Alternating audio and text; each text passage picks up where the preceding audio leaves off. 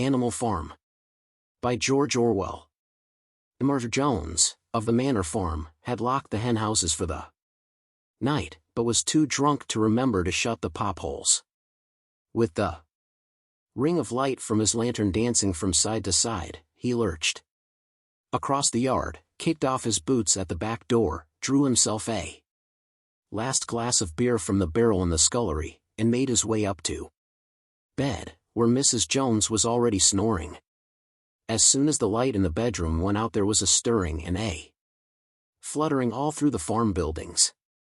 Word had gone round during the day that old Major, the prize middle white boar, had had a strange dream on the previous night and wished to communicate it to the other animals.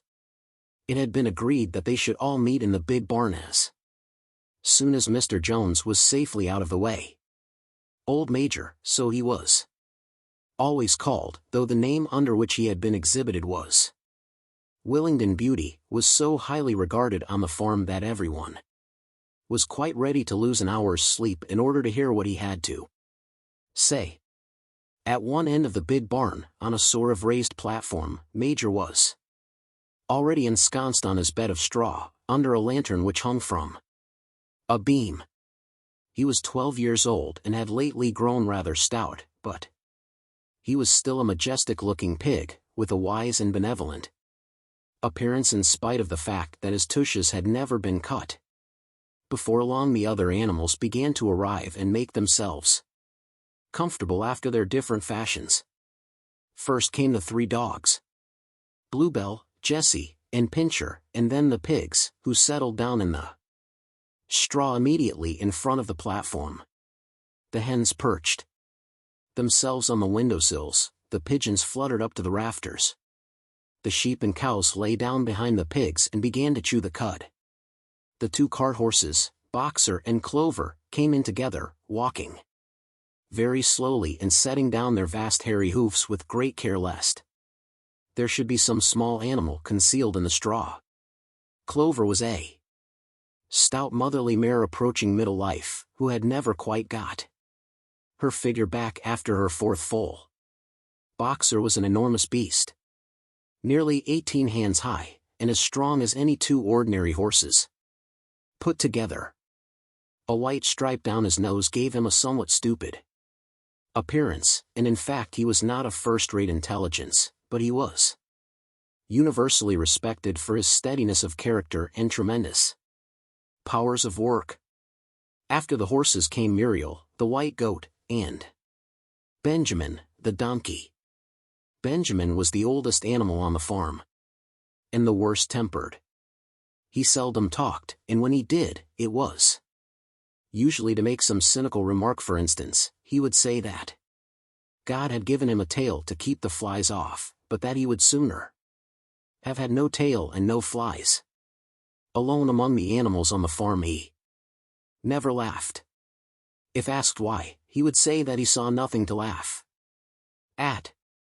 Nevertheless, without openly admitting it, he was devoted to Boxer. The 2 of them usually spent their Sundays together in the small paddock beyond the orchard, grazing side by side and never speaking. The 2 horses had just lain down when a brood of ducklings, which had lost their mother, filed into the barn, cheeping feebly and wandering from side to side to find some place where they would not be trodden on. Clover made a sort of wall round them with her great foreleg, and the ducklings nestled down inside it and promptly fell asleep. At the last moment Molly, the foolish, pretty white mare who drew Mr. Jones's trap, came mincing daintily in, chewing at a lump of sugar. She took a place near the front and began flirting her white mane, hoping to draw attention to the red ribbons it was plaited with. Last of all came the cat, who looked round, as usual, for the warmest place, and finally squeezed herself in between Boxer and Clover. There she purred contentedly throughout Major's speech without listening to a word of what he was saying. All the animals were now present except Moses, the tame raven, who slept on a perch behind the back door. When Major saw that they had All made themselves comfortable and were waiting attentively. He cleared his throat and began. Comrades, you have heard already about the strange dream that I had last night. But I will come to the dream later. I have something else to say first. I do not think, comrades, that I shall be with you for many months longer, and before I die, I feel it my duty to pass on to you such wisdom as I have acquired. I have had a long life, I have had much time for thought as I lay alone in my stall, and I think I may say that I understand the nature of life on this earth as well as any animal now living. It is about this that I wish to speak to you. Now, comrades, what is the nature of this life of ours? Let us face it. Our lives are miserable, laborious, and short. We are born, we are given just so much food as will keep the breath in our bodies, and those of us who are capable of it are forced to work to the last atom of our strength. In the very instant that our usefulness has come to an end we are slaughtered with hideous cruelty. No animal in England knows the meaning of happiness or leisure after he is a year old. No animal in England is free. The life of an animal is misery and slavery, that is the plain truth. But is this simply part of the order of nature? Is it because this land of ours is so poor that it cannot afford a decent life to those who dwell upon it? No, comrades, 1,000 times no. The soil of England is fertile, its climate is good, it is capable of affording food in abundance to an enormously greater number of animals than now inhabit it. This single farm of ours would support a dozen horses, 20 cows, hundreds of sheep, and all of them living in a comfort and a dignity that are now almost beyond our imagining. Why then do we continue in this miserable condition? Because nearly the whole of the produce of our labor is stolen from us by human beings. There, comrades, is the answer to all our problems. It is summed up in a single word: man. Man is the only real enemy we have. Remove man from the scene, and the root cause of hunger and overwork is abolished forever. Man is the only creature that consumes without producing. He does not give milk, he does not lay eggs, he is too weak to pull the plow. He cannot run fast enough to catch rabbits. Yet he is lord of all the animals. He sets them to work, he gives back to them the bare minimum that will prevent them from starving, and the rest he keeps for himself. Our labor tills the soil, our dung fertilizes it, and yet there is not one of us that owns more than his bare skin. You cows that I see before me, how many thousands of gallons of milk have you given during this last year? And what has happened to that milk which should have been breeding up sturdy calves? Every drop of it has gone down the throats of our enemies. And you hens, how many eggs have you laid in this last year, and how many of those eggs ever hatched into chickens? The rest have all gone to market to bring in money for Jones and his men. And you, Clover, where are those 4 foals you bore? Who should have been the support and pleasure of your old age? Each was sold at a year old. You will never see one of them again. In return for your 4 confinements and all your labor in the fields, what have you ever had except your bare rations and a stall? And even the miserable lives we lead are not allowed to reach their natural span. For myself I do not grumble, for I am one of the lucky ones. I am 12 years old and have had over 400 children. Such is the natural life of a pig. But no animal escapes the cruel knife in the end. You young porkers who are sitting in front of me, every one of you will scream your lives out at the block within a year. To that horror we all must come: cows, pigs, hens, sheep, everyone. Even the horses and the dogs have no better fate. You, boxer, the very day that those great muscles of yours lose their power, Jones will sell you to the knacker, who will cut your throat and boil you down for the foxhounds. As for the dogs, when they grow old and toothless, Jones ties a brick round their necks and drowns them in the nearest pond.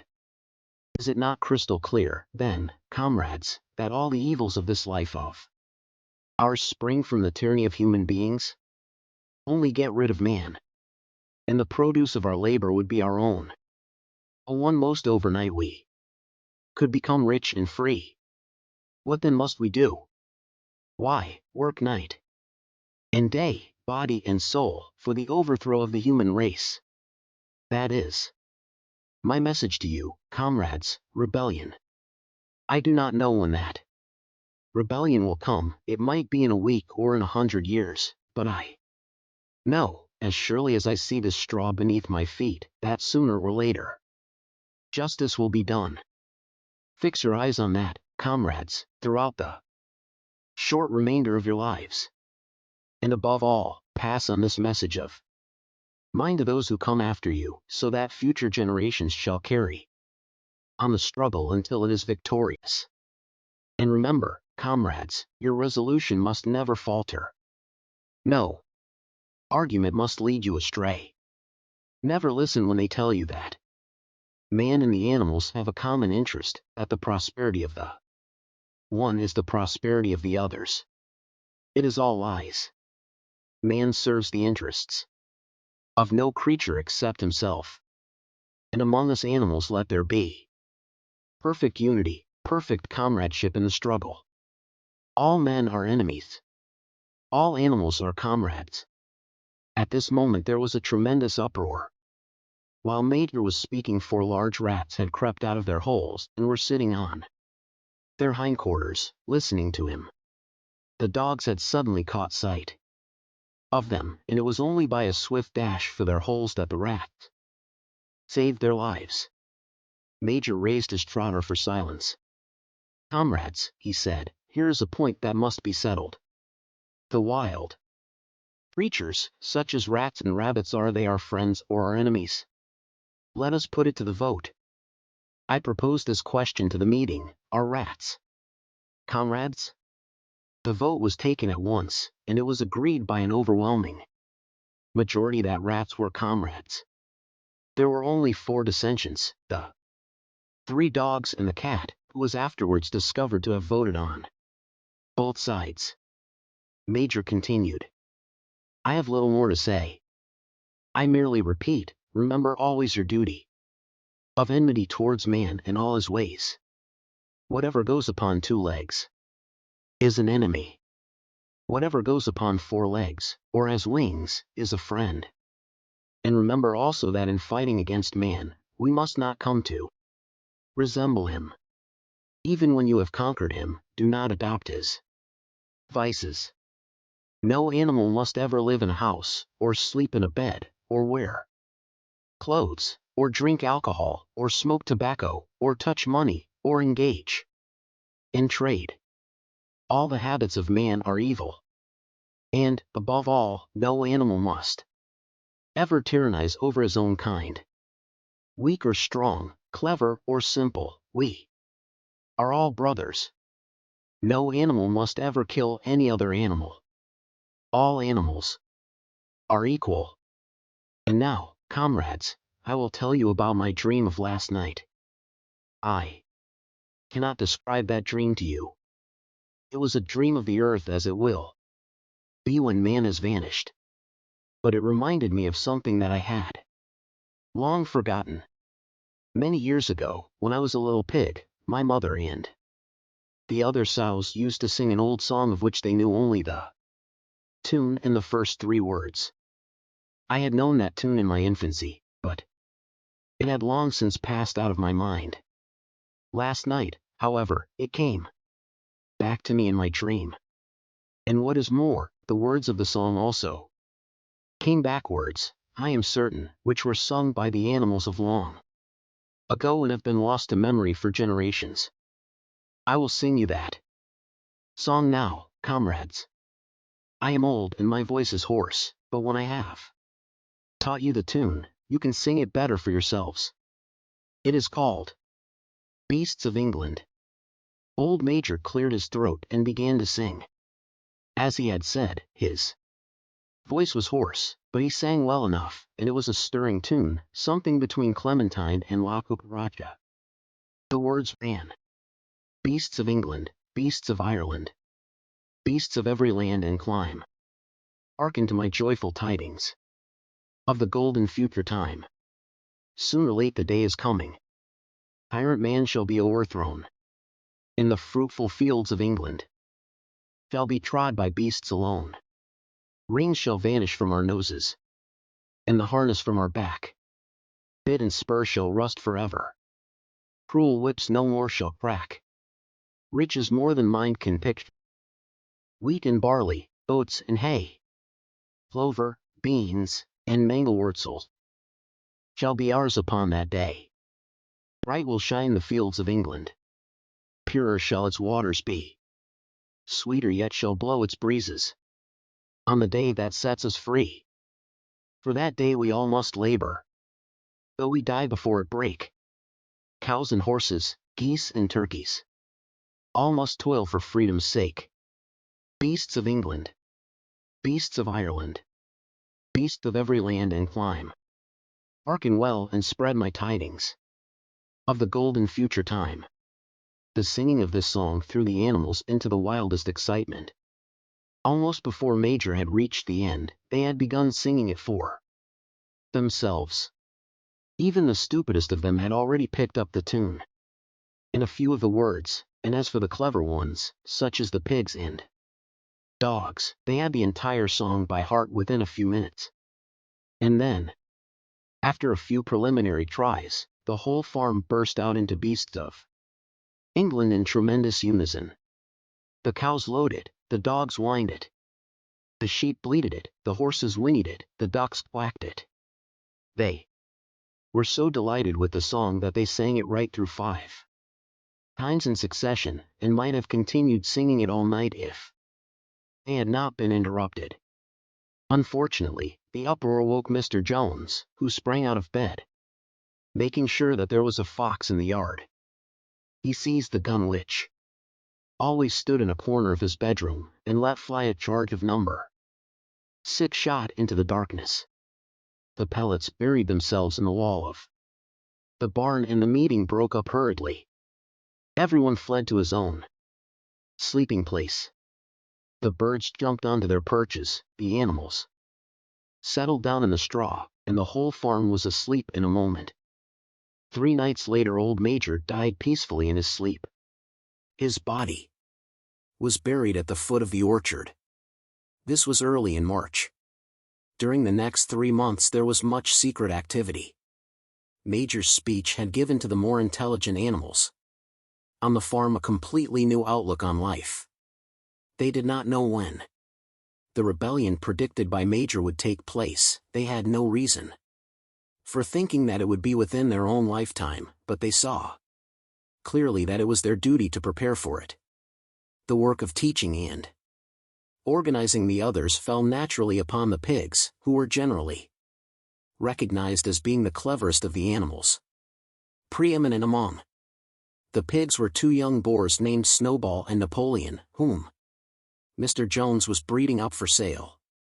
Napoleon was a large, rather fierce-looking Berkshire boar, the only Berkshire on the farm, not much of a talker, but with a reputation for getting his own way.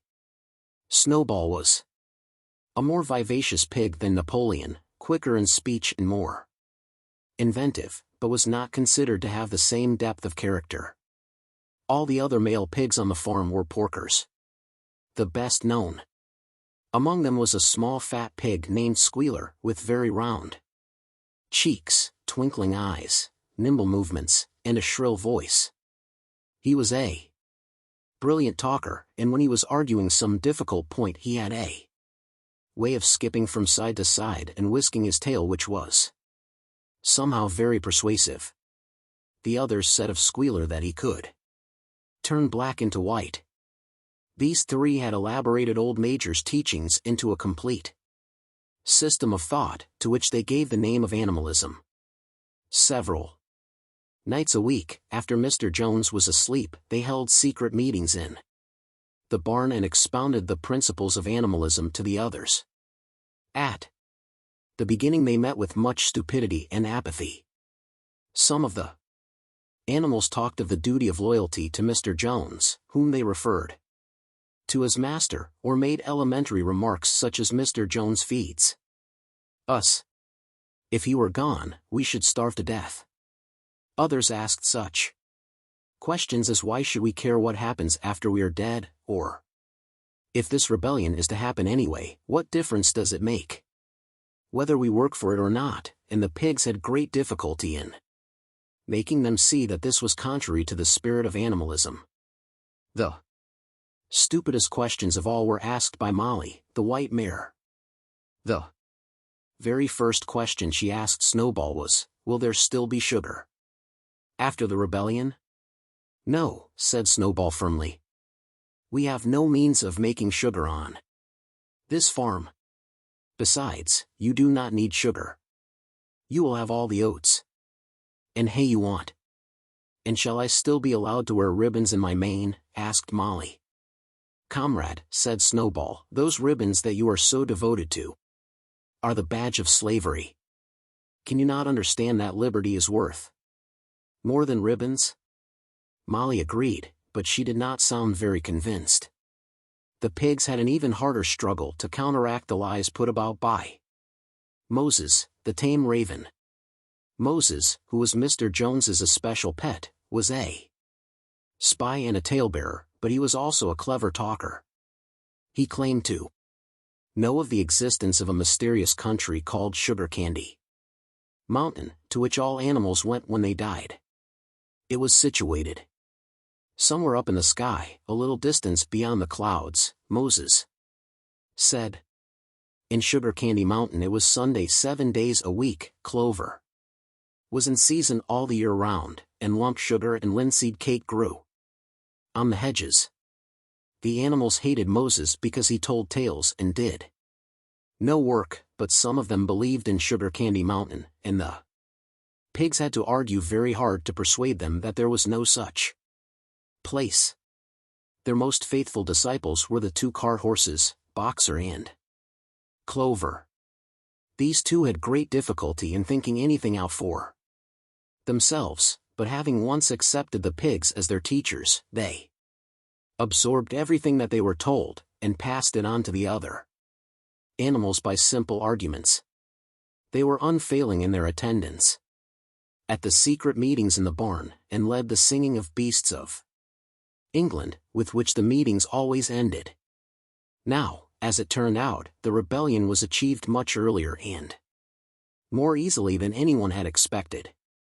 In past years Mr. Jones, although a hard master, had been a capable farmer, but of late he had fallen on evil days. He had become much disheartened after losing money in a lawsuit, and had taken to drinking more than was good for him. For whole days at a time he would lounge in his Windsor chair in the kitchen, reading the newspapers, drinking, and occasionally feeding Moses on crusts of bread soaked in beer. His men were idle and dishonest, the fields were full of weeds, the buildings wanted roofing, the hedges were neglected, and the animals were underfed. June came and the hay was almost ready for cutting. On Midsummer's Eve, which was a Saturday, Mr. Jones went into Willingdon and got so drunk at the Red Lion that he did not come back till midday on Sunday. The men had milked the cows in the early morning and then had gone out rabbiting, without bothering to feed the animals. When Mr. Jones got back he immediately went to sleep on the drawing-room sofa with the news of the world over his face, so that when evening came, the animals were still unfed. At last they could stand it no longer. One of the cows broke in the door of the store shed with her horn, and all the animals began to help themselves from the bins. It was just then that Mr. Jones woke up. The next moment he and his 4 men were in the store shed with whips in their hands, lashing out in all directions. This was more than the hungry animals could bear. With one accord, though nothing of the kind had been planned beforehand, they flung themselves upon their tormentors. Jones and his men suddenly found themselves being butted and kicked from all sides. The situation was quite out of their control. They had never seen animals behave like this before, and this sudden uprising of creatures whom they were used to thrashing and maltreating just as they chose, frightened them almost out of their wits. After only a moment or two they gave up trying to defend themselves and took to their heels. A minute later all 5 of them were in full flight down the cart track that led to the main road, with the animals pursuing them in triumph. Mrs. Jones looked out of the bedroom window, saw what was happening, hurriedly flung a few possessions into a carpet bag, and slipped out of the farm by another way. Moses sprang off his perch and flapped after her, croaking loudly. Meanwhile the animals had chased Jones and his men out onto the road and slammed the 5-barred gate behind them. And so, almost before they knew what was happening, the rebellion had been successfully carried through, Jones was expelled, and the manor farm was theirs. For the first few minutes the animals could hardly believe in their good fortune. Their first act was to gallop in a body right round the boundaries of the farm, as though to make quite sure that no human being was hiding anywhere upon it. Then they raced back to the farm buildings to wipe out the last traces of Jones's hated reign. The harness room at the end of the stables was broken open, the bits, the nose rings, the dog chains, the cruel knives with which Mr. Jones had been used to castrate the pigs and lambs, were all flung down the well. The reins, the halters, the blinkers, the degrading nosebags, were thrown onto the rubbish fire which was burning in the yard. So were the whips. All the animals capered with joy when they saw the whips going up in flames. Snowball also threw onto the fire the ribbons with which the horses' manes and tails had usually been decorated on market days. Ribbons, he said, should be considered as clothes, which are the mark of a human being. All animals should go naked. When Boxer heard this he fetched the small straw hat which he wore in summer to keep the flies out of his ears, and flung it onto the fire with the rest. In a very little while the animals had destroyed everything that reminded them of Mr. Jones. Napoleon then led them back to the store shed and served out a double ration of corn to everybody, with 2 biscuits for each dog.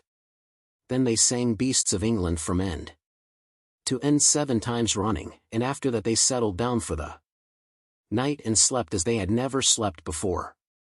But they woke at dawn as usual, and suddenly remembering the glorious thing that had happened, they all raced out into the pasture together.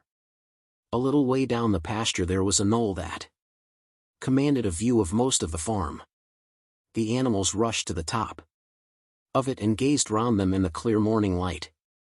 Yes, it was theirs. Everything that they could see was theirs. In the ecstasy of that thought they gambled round and round, they hurled themselves into the air in great leaps of excitement. They rolled in the dew, they cropped mouthfuls of the sweet summer grass, they kicked up clods of the black earth and snuffed its rich scent. Then they made a tour of inspection of the whole farm and surveyed with speechless admiration the ploughland, the hayfield, the orchard, the pool, the spinney. It was as though they had never seen these things before, and even now they could hardly believe that it was all their own. Then they filed back to the farm buildings and halted in silence outside the door of the farmhouse. That was theirs too, but they were frightened to go inside. After a moment, however, Snowball and Napoleon butted the door open with their shoulders and the animals entered in single file, walking with the utmost care for fear of disturbing anything. They tiptoed from room to room, afraid to speak above a whisper and gazing with a kind of awe at the unbelievable luxury, at the beds with their feather mattresses, the looking-glasses, the horsehair sofa, the Brussels carpet, the lithograph of Queen Victoria over the drawing-room, Mantelpiece. They were just coming down the stairs when Molly was discovered to be missing. Going back, the others found that she had remained behind in the best bedroom. She had taken a piece of blue ribbon from Mrs. Jones's dressing table and was holding it against her shoulder and admiring herself in the glass in a very foolish manner. The others reproached her sharply, and they went outside. Some hams hanging in the kitchen were taken out for burial, and the barrel of beer in the scullery was stove in with a kick from Boxer's hoof. Otherwise, nothing in the house was touched. A unanimous resolution was passed on the spot that the farmhouse should be preserved as a museum. All were agreed that no animal must ever live there. The animals had their breakfast, and then Snowball and Napoleon called them together again. "Comrades," said Snowball, "it is 6:30 and we have a long day before us. Today we begin the hay harvest. But there is another matter that must be attended to first." The pigs now revealed that during the past 3 months they had taught themselves to read and write from an old spelling book which had belonged to Mr. Jones's children and which had been thrown on the rubbish heap. Napoleon sent for pots of black and white paint and led the way down to the 5-barred gate that gave onto the main road. Then Snowball, for it was Snowball who was best at writing, took a brush between the 2 knuckles of his trotter, painted out Manor Farm from the top bar of the gate, and in its place painted Animal Farm. This was to be the name of the farm from now onwards. After this they went back to the farm buildings, where Snowball and Napoleon sent for a ladder which they caused to be set against the end wall of the big barn. They explained that by their studies of the past 3 months the pigs had succeeded in reducing the principles of animalism to 7 commandments. These 7 commandments would now be inscribed on the wall. They would form an unalterable law by which all the animals on Animal Farm must live forever after. With some difficulty, for it is not easy for a pig to balance himself on a ladder, Snowball climbed up and set to work, with Squealer a few rungs below him holding the paint pot. The commandments were written on the tarred wall in great white letters that could be read 30 yards away. They ran thus: The 7 commandments. 1. Whatever goes upon 2 legs is an enemy. 2. Whatever goes upon 4 legs, or has wings, is a friend. 3. No animal shall wear clothes. 4. No animal shall sleep in a bed. 5. No animal shall drink alcohol. 6. No animal shall kill any other animal. 7. All animals are equal. It was very neatly written, and except that friend was written friend. And one of the S's was the wrong way round, the spelling was correct all the way through. Snowball read it aloud for the benefit of the others. All the animals nodded in complete agreement, and the cleverer ones at once began to learn the commandments by heart. "Now, comrades," cried Snowball, throwing down the paintbrush, "to the hayfield. Let us make it a point of honor to get in the harvest more quickly than Jones and his men could do." But at this moment the 3 cows, who had seemed uneasy for some time past, set up a loud lowing. They had not been milked for 24 hours, and their udders were almost bursting. After a little thought, the pigs sent for buckets and milked the cows fairly successfully, their trotters being well adapted to this task. Soon there were 5 buckets of frothing creamy milk, at which many of the animals looked with considerable interest. "What is going to happen to all that milk?" said someone. "Jones used sometimes to mix some of it in our mash," said one of the hens. "Never mind the milk, comrades," cried Napoleon, placing himself in front of the buckets. "That will be attended to. The harvest is more important. Comrade Snowball will lead the way. I shall follow in a few minutes. Forward, comrades. The hay is waiting." So the animals trooped down to the hayfield to begin the harvest, and When they came back in the evening, it was noticed that the milk had disappeared. How they toiled and sweated to get the hay in. But their efforts were rewarded, for the harvest was an even bigger success than they had hoped. Sometimes the work was hard. The implements had been designed for human beings and not for animals, and it was a great drawback that no animal was able to use any tool that involved standing on his hind legs. But the pigs were so clever that they could think of a way round every difficulty. As for the horses, they knew every inch of the field, and in fact understood the business of mowing and raking far better than Jones and his men had ever done. The pigs did not actually work, but directed and supervised the others.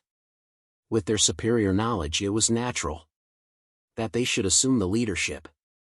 Boxer and Clover would harness themselves to the cutter or the horse rake. No bits or reins were needed in these days, of course, and tramped steadily round and round the field with a pig walking behind and calling out, "Gee up, comrade," or "Woe back, comrade," as the case might be. And every animal down to the humblest worked at turning the hay and gathering it. Even the ducks and hens toiled to and fro all day in the sun, carrying tiny wisps of hay in their beaks. In the end, they finished the harvest in 2 days. Less time than it had usually taken Jones and his men. Moreover, it was the biggest harvest that the farm had ever seen. There was no wastage whatever. The hens and ducks with their sharp eyes had gathered up the very last stalk. And not an animal on the farm had stolen so much as a mouthful. All through that summer the work of the farm went like clockwork. The animals were happy as they had never conceived it possible to be.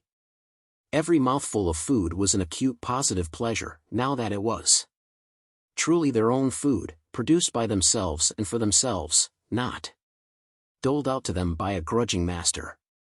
With the worthless parasitical human beings gone, there was more for everyone to eat. There was more leisure too, inexperienced though the animals were. They met with many difficulties. For instance, later in the year, when they harvested the corn, they had to tread it out in the ancient style and blow away the chaff with their breath, since the farm possessed no threshing machine. But the pigs, with their cleverness, and Boxer with his tremendous muscles, always pulled them through. Boxer was the admiration of everybody. He had been a hard worker even in Jones's time, but now he seemed more like 3 horses than one. There were days when the entire work of the farm seemed to rest on his mighty shoulders.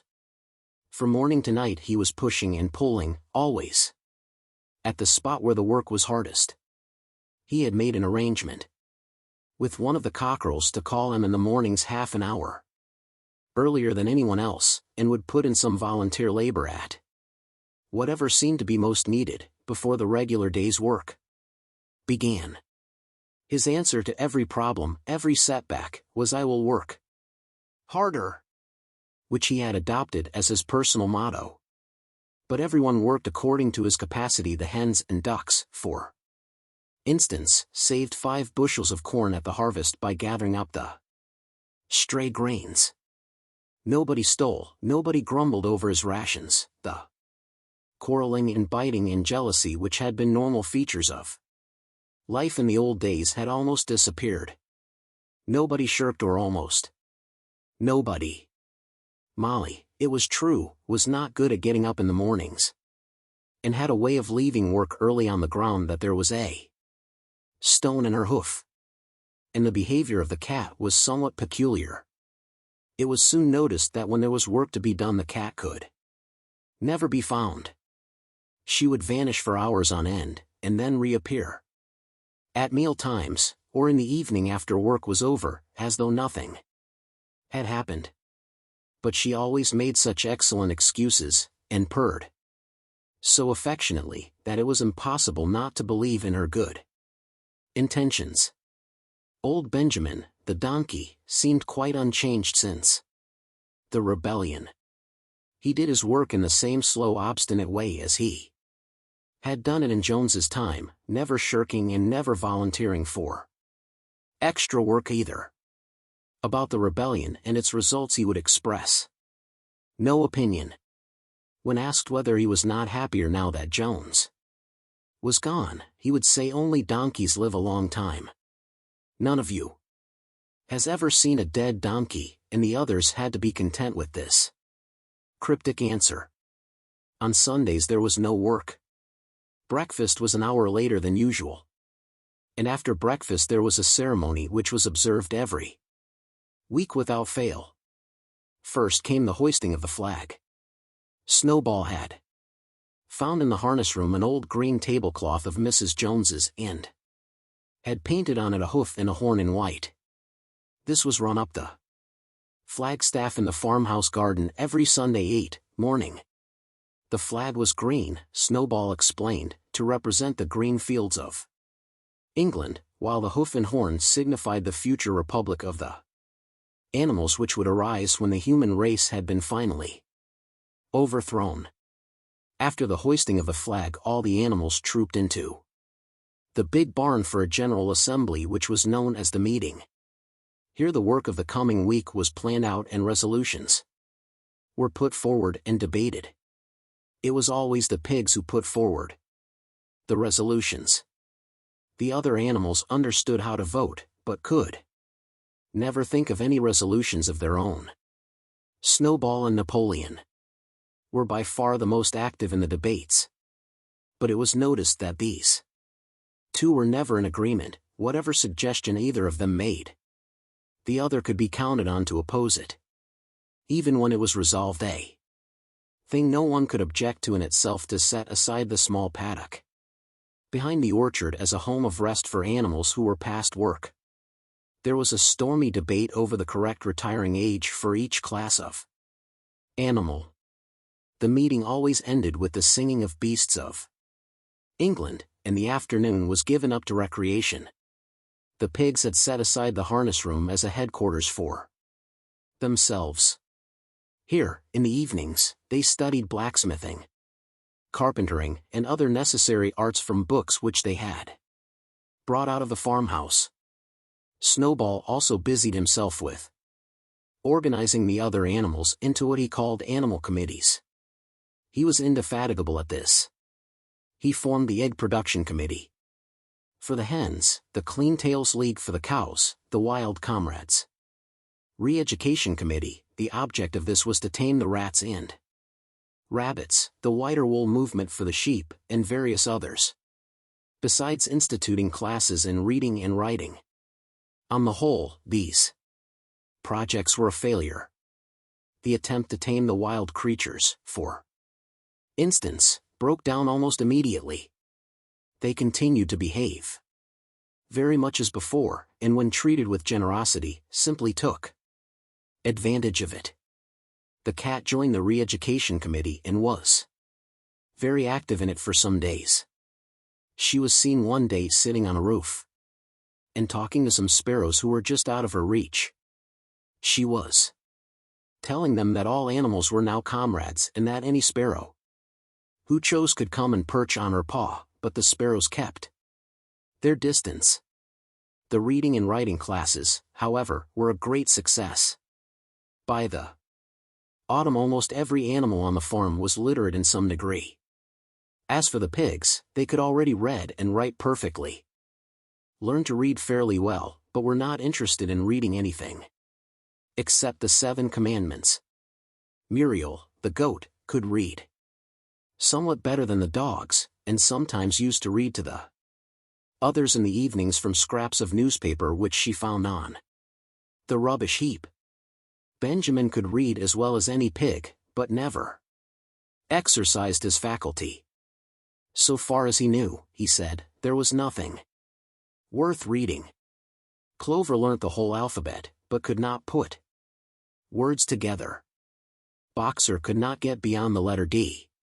He would trace out A, B, C, D in the dust with his great hoof, and then would stand staring at the letters with his ears back, sometimes shaking his forelock, trying with all his might to remember what came next and never succeeding. On several occasions, indeed, he did learn E, F, G, H. But by the time he knew them, it was always discovered that he had forgotten A, B, C, and D. Finally he decided to be content with the first 4 letters, and used to write them out once or twice every day to refresh his memory. Molly refused to learn any but the 6 letters, which spelt her own name. She would form these very neatly out of pieces of twig, and would then decorate them with a flower or 2 and walk round them admiring them.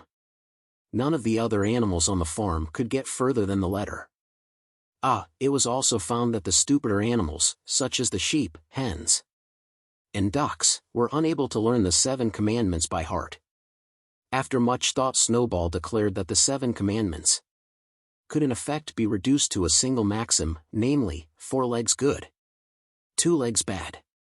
This, he said, contained the essential principle of animalism. Whoever had thoroughly grasped it would be safe from human influences. The birds at first objected, since it seemed to them that they also had 2 legs, but Snowball proved to them that this was not so. A bird's wing, comrades, he said, is an organ of propulsion and not of manipulation. It should therefore be regarded as a leg. The distinguishing mark of man is the hand, the instrument with which he does all his mischief. The birds did not understand Snowball's long words, but they accepted his explanation, and all the humbler animals set to work to learn the new maxim by heart. 4 legs good, 2 legs bad, was inscribed on the end wall of the barn, above the 7 commandments. And in bigger letters when they had once got it by heart, the sheep developed a great liking for this maxim, and often as they lay in the field they would all start bleating 4 legs good, 2 legs bad. 4 legs good, 2 legs bad, and keep it up for hours on end, never growing tired of it. Napoleon took no interest in Snowball's committees. He said that the education of the young was more important than anything that could be done for those who were already grown up. It happened that Jessie and Bluebell had both whelped soon after the hay harvest, giving birth between them to 9 sturdy puppies. As soon as they were weaned, Napoleon took them away from their mothers, saying that he would make himself responsible for their education. He took them up into a loft which could only be reached by a ladder from the harness room, and there kept them in such seclusion that the rest of the farm soon forgot their existence. The mystery of where the milk went to was soon cleared up. It was mixed every day into the pig's mash. The early apples were now ripening, and the grass of the orchard was littered with windfalls. The animals had assumed as a matter of course that these would be shared out equally. One day, however, the order went forth that all the windfalls were to be collected and brought to the harness room for the use of the pigs. At this some of the other animals murmured, but it was no use. All the pigs were in full agreement on this point, even Snowball and Napoleon. Squealer was sent to make the necessary explanations to the others. "Comrades," he cried, "you do not imagine, I hope, that we pigs are doing this in a spirit of selfishness and privilege? Many of us actually dislike milk and apples. I dislike them myself. Our sole object in taking these things is to preserve our health. Milk and apples, this has been proved by science, comrades, contain substances absolutely necessary to the well-being of a pig. We pigs are brain workers. The whole management and organization of this farm depend on us. Day and night. We are watching over your welfare. It is for your sake that we drink that milk and eat those apples. Do you know what would happen if we pigs failed in our duty? Jones would come back. Yes, Jones would come back. Surely, comrades, cried Squealer almost pleadingly, skipping from side to side and whisking his tail. Surely there is no one among you who wants to see Jones come back. Now if there was one thing that the animals were completely certain of, it was that they did not want Jones back. When it was put to them in this light, they had no more to say. The importance of keeping the pigs in good health was all too obvious. So it was agreed without further argument that the milk in the windfall apples, and also the main crop of apples when they ripened, should be reserved for the pigs alone. By the late summer the news of what had happened on Animal Farm had spread across half the county. Every day Snowball and Napoleon sent out flights of pigeons whose instructions were to mingle with the animals on neighboring farms, tell them the story of the rebellion, and teach them the tune of Beasts of England. Most of this time Mr. Jones had spent sitting in the taproom of the Red Lion at Willingdon, complaining to anyone who would listen of the monstrous injustice he had suffered in being turned out of his property by a pack of good-for-nothing animals. The other farmers sympathized in principle, but they did not at first give him much help. At heart, each of them was secretly wondering whether he could not somehow turn Jones's misfortune to his own advantage. It was lucky that the owners of the two farms which adjoined Animal Farm were on permanently bad terms. One of them, which was named Foxwood, was a large, neglected, old-fashioned farm, much overgrown by woodland, with all its pastures worn out and its hedges in a disgraceful condition. Its owner, Mr. Pilkington, was an easy-going gentleman farmer who spent most of his time in fishing or hunting according to the season. The other farm, which was called Pinchfield, was smaller and better kept. Its owner was a Mr. Frederick, a tough, shrewd man, perpetually involved in lawsuits and with a name for driving hard bargains. These two disliked each other so much that it was difficult for them to come to any agreement, even in defense of their own interests.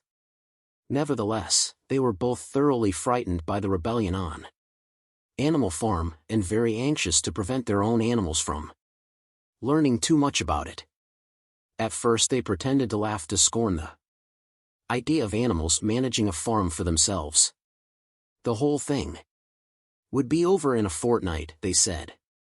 They put it about that the animals on the Manor Farm, they insisted on calling it the Manor Farm.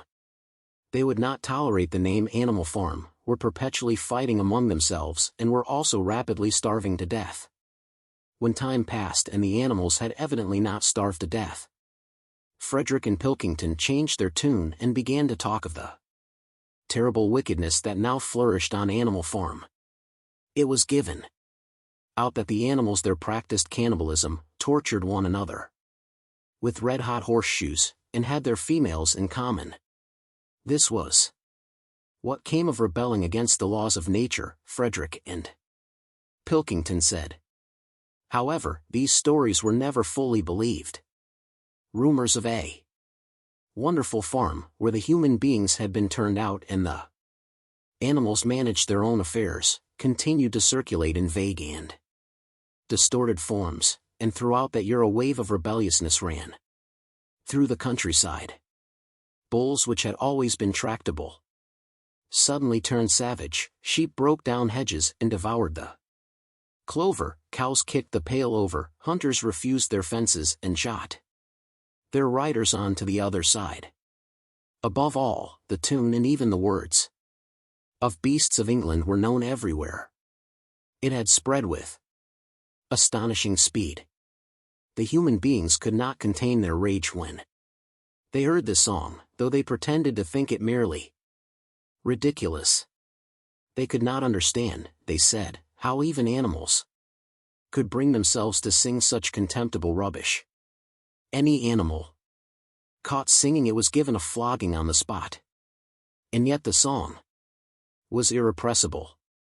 The blackbirds whistled it in the hedges, the pigeons cooted in the elms, it got into the din of the smithies and the tune of the church bells.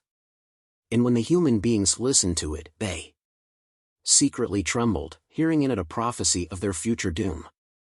Early in October, when the corn was cut and stacked and some of it was already threshed, a flight of pigeons came whirling through the air and alighted in the yard of Animal Farm in the wildest excitement.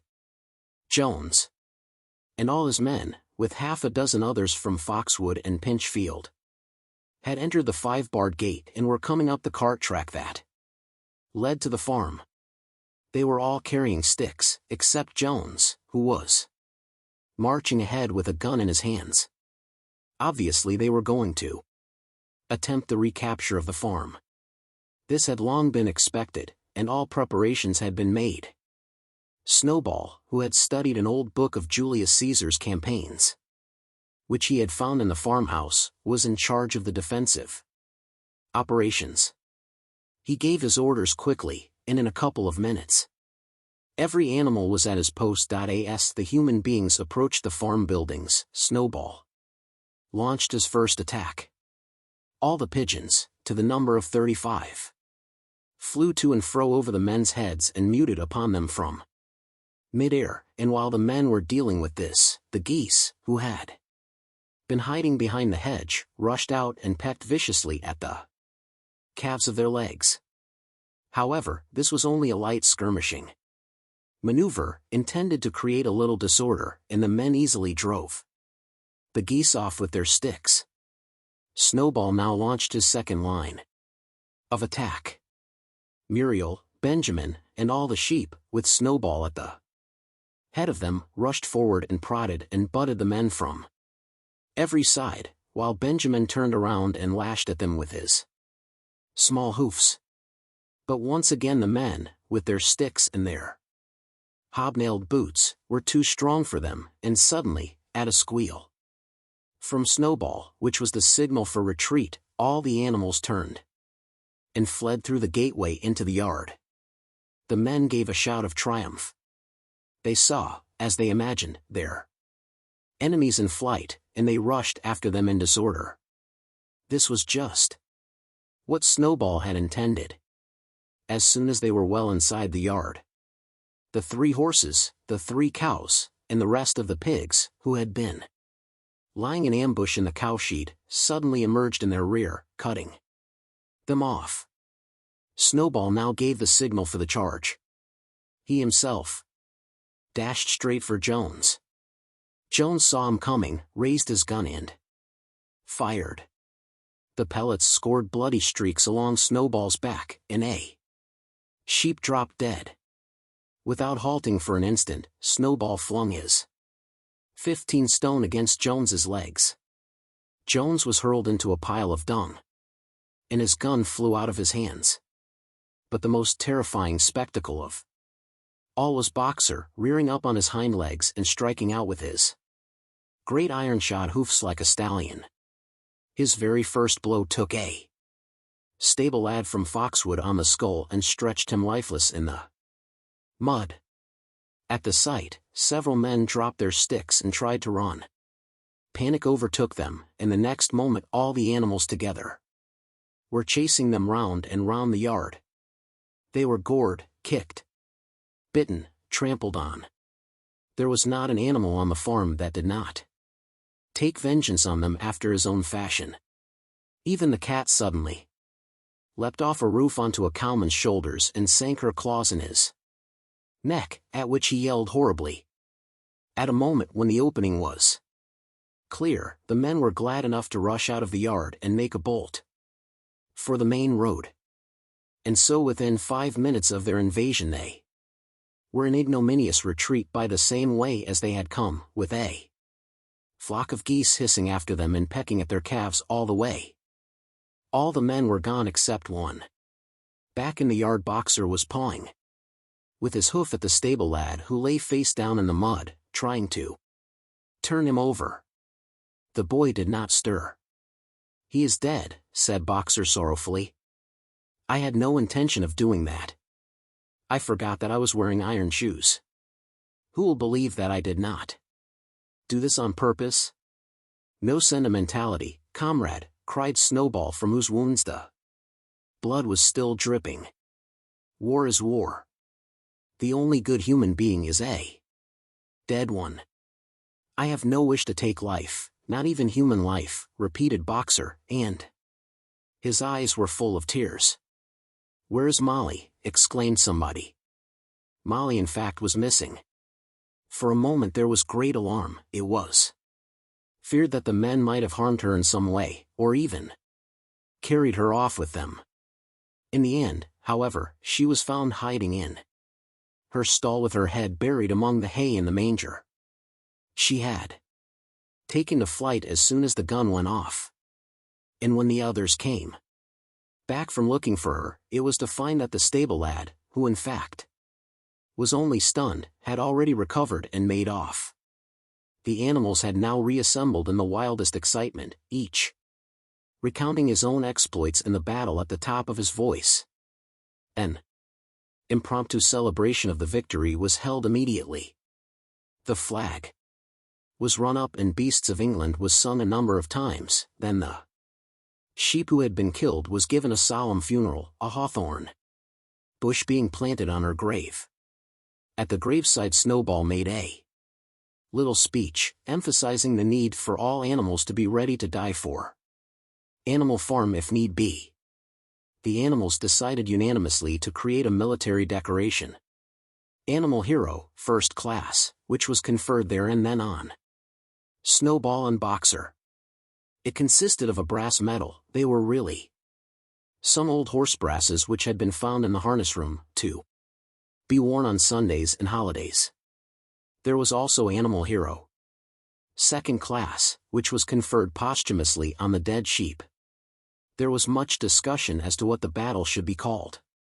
In the end, it was named the Battle of the Cowshed, since that was where the ambush had been sprung. Mr. Jones's gun had been found lying in the mud, and it was known that there was a supply of cartridges in the farmhouse. It was decided to set the gun up at the foot of the flagstaff, like a piece of artillery, and to fire it twice a year, once on October the 12th, the anniversary of the Battle of the Cowshed, and once on Midsummer Day, the anniversary of the rebellion. As winter drew on, Molly became more and more troublesome. She was late for work every morning and excused herself by saying that she had overslept, and she complained of mysterious pains, although her appetite was excellent. On every kind of pretext she would run away from work and go to the drinking pool, where she would stand foolishly gazing at her own reflection in the water. But there were also rumors of something more serious. One day, as Molly strolled blithely into the yard, flirting her long tail and chewing at a stalk of hay, Clover took her aside. "Molly," she said, "I have something very serious to say to you. This morning I saw you looking over the hedge that divides Animal Farm from Foxwood. One of Mr. Pilkington's men was standing on the other side of the hedge, and I was a long way away, but I'm almost certain I saw this. He was talking to you, and you were allowing him to stroke your nose." "What does that mean, Molly?" "He didn't. I wasn't." "It isn't true," cried Molly, beginning to prance about and paw the ground. "Molly, look me in the face. Do you give me your word of honor that that man was not stroking your nose?" "It isn't true," repeated Molly, but she could not look Clover in the face, and the next moment she took to her heels and galloped away into the field. A thought struck Clover. Without saying anything to the others, she went to Molly's stall and turned over the straw with her hoof. Hidden under the straw was a little pile of lump sugar and several bunches of ribbon of different colors. 3 days later Molly disappeared.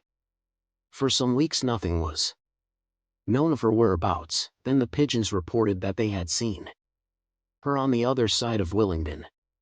She was between the shafts of a smart dog cart painted red and black, which was standing outside a public house.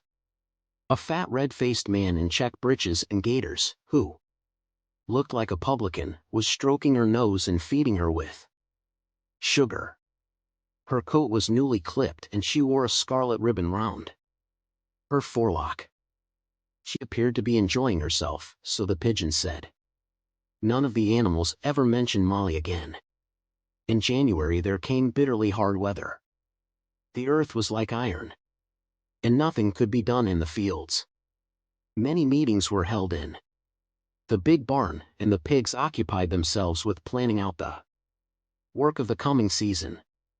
It had come to be accepted that the pigs, who were manifestly cleverer than the other animals, should decide all questions of farm policy, though their decisions had to be ratified by a majority vote.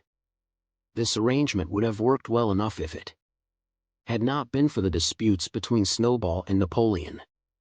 These two disagreed at every point where disagreement was possible.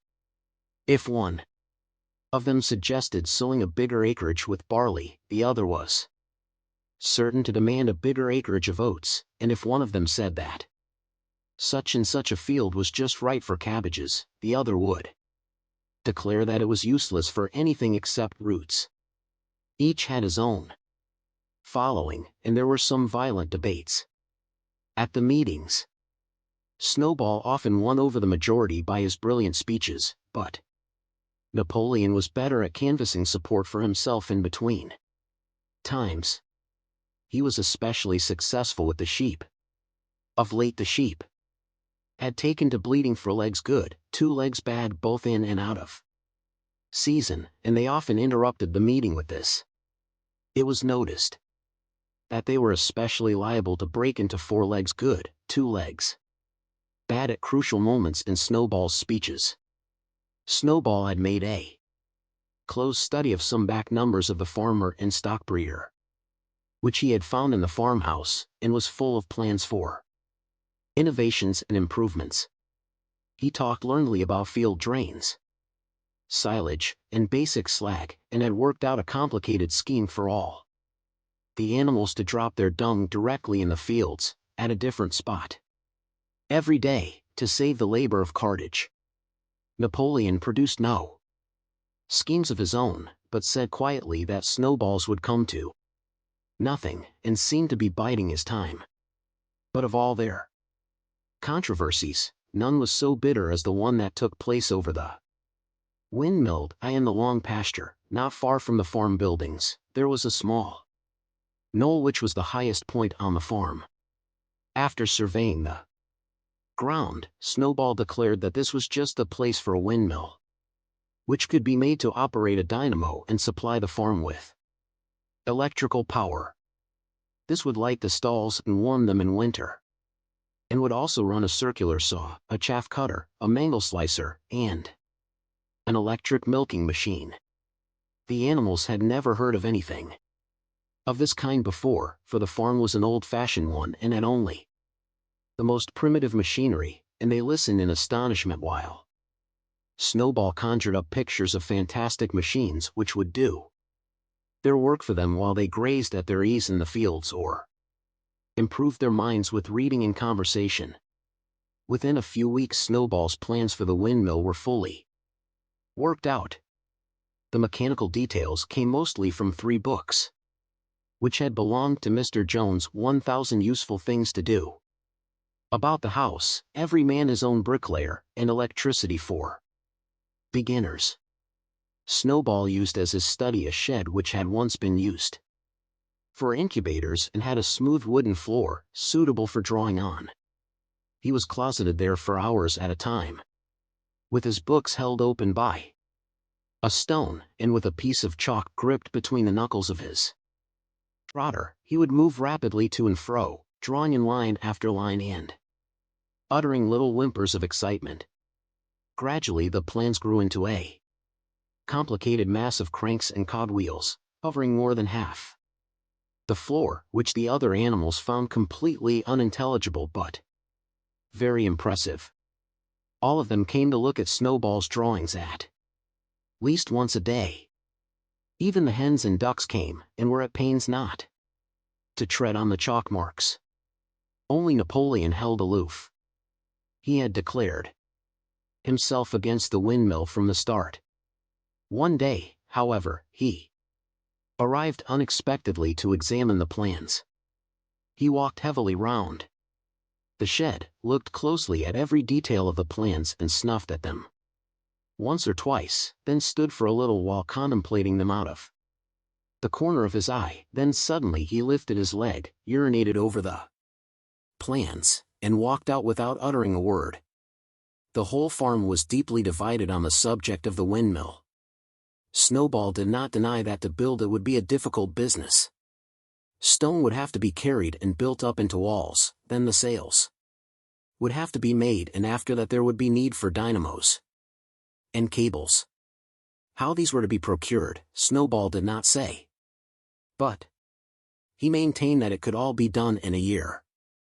And thereafter, he declared, so much labor would be saved that the animals would only need to work 3 days a week. Napoleon, on the other hand, argued that the great need of the moment was to increase food production, and that if they wasted time on the windmill they would all starve to death. The animals formed themselves into 2 factions under the slogan, "Vote for Snowball and the 3-day week and vote for Napoleon and the full manger." Benjamin was the only animal who did not side with either faction. He refused to believe either that food would become more plentiful or that the windmill would save work. Windmill or no windmill, he said, life would go on as it had always gone on, that is, badly. Apart from the disputes over the windmill, there was the question of the defense of the farm. It was fully realized that though the human beings had been defeated in the battle of the cowshed, they might make another and more determined attempt to recapture the farm and reinstate Mr. Jones. They had all the more reason for doing so because the news of their defeat had spread across the countryside and made the animals on the neighboring farms more restive than ever. As usual, Snowball and Napoleon were in disagreement. According to Napoleon, what the animals must do was to procure firearms and train themselves in the use of them. According to Snowball, they must send out more and more pigeons and stir up rebellion among the animals on the other farms. The one argued that if they could not defend themselves they were bound to be conquered. The other argued that if rebellions happened everywhere they would have no need to defend themselves. The animals listened first to Napoleon, then to Snowball, and could not make up their minds which was right. Indeed, they always found themselves in agreement with the one who was speaking at the moment. At last the day came when Snowball's plans were completed. At the meeting on the following Sunday, the question of whether or not to begin work on the windmill was to be put to the vote. When the animals had assembled in the big barn, Snowball stood up and, though occasionally interrupted by bleating from the sheep, set forth his reasons for advocating the building of the windmill. Then Napoleon stood up to reply. He said very quietly that the windmill was nonsense, and that he advised nobody to vote for it, and promptly sat down again. He had spoken for barely 30 seconds, and seemed almost indifferent as to the effect he produced.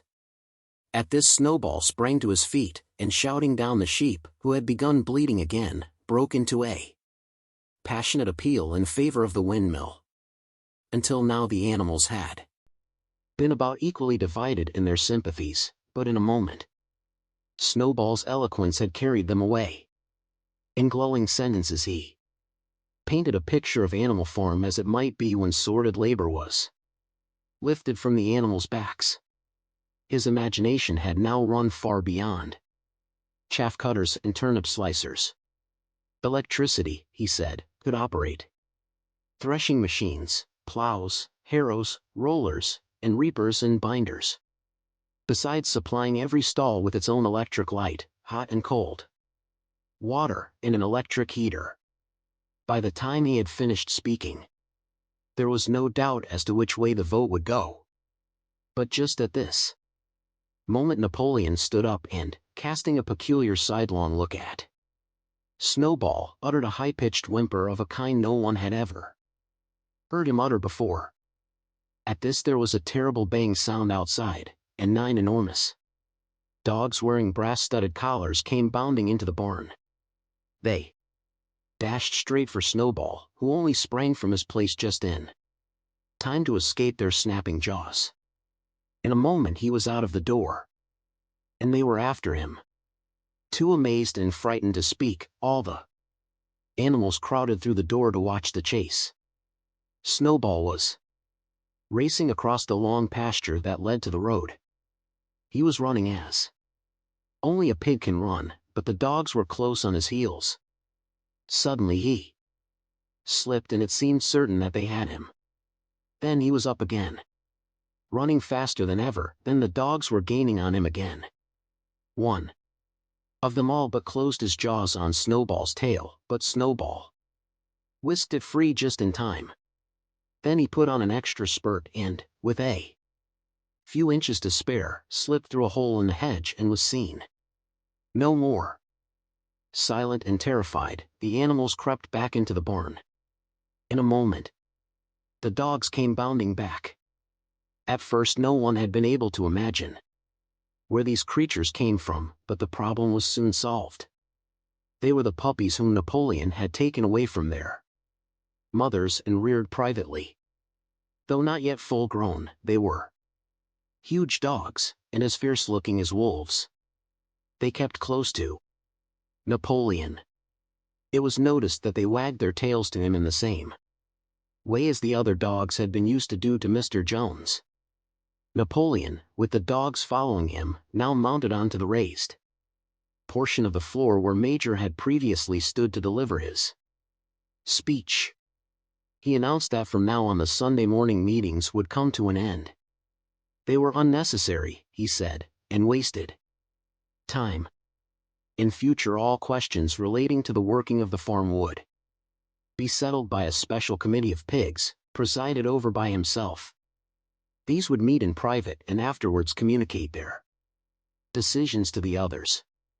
The animals would still assemble on Sunday mornings to salute the flag, sing Beasts of England, and receive their orders for the week, but there would be no more debates.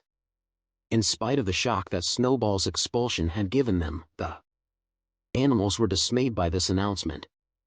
Several of them would have protested if they could have found the right arguments. Even Boxer was vaguely troubled. He set his ears back, shook his forelock several times, and tried hard to marshal his thoughts, but in the end he could not think of anything to say. Some of the pigs themselves, however, were more articulate. For young porkers in the front row uttered shrill squeals of disapproval, and all four of them sprang to their feet and began speaking at once. But suddenly the dogs sitting round Napoleon let out deep, menacing growls, and the pigs fell silent and sat down again. Then the sheep broke out into a tremendous bleating of 4 legs good, 2 legs bad, which went on for nearly a quarter of an hour and put an end to any chance of discussion. Afterwards Squealer was sent round the farm to explain the new arrangement to the others. "Comrades," he said, "I trust that every animal here appreciates the sacrifice that Comrade Napoleon has made in taking this extra labor upon himself. Do not imagine, comrades, that leadership is a pleasure. On the contrary, it is a deep and heavy responsibility. No one believes more firmly than Comrade Napoleon that all animals are equal. He would be only too happy to let you make your decisions for yourselves. But sometimes you might make the wrong decisions, comrades, and then where should we be? Suppose you had decided to follow Snowball, with his moonshine of Windmill Snowball, who, as we now know, was no better than a criminal? He fought bravely at the Battle of the Cowshed, said somebody. Bravery is not enough, said Squealer. Loyalty and obedience are more important.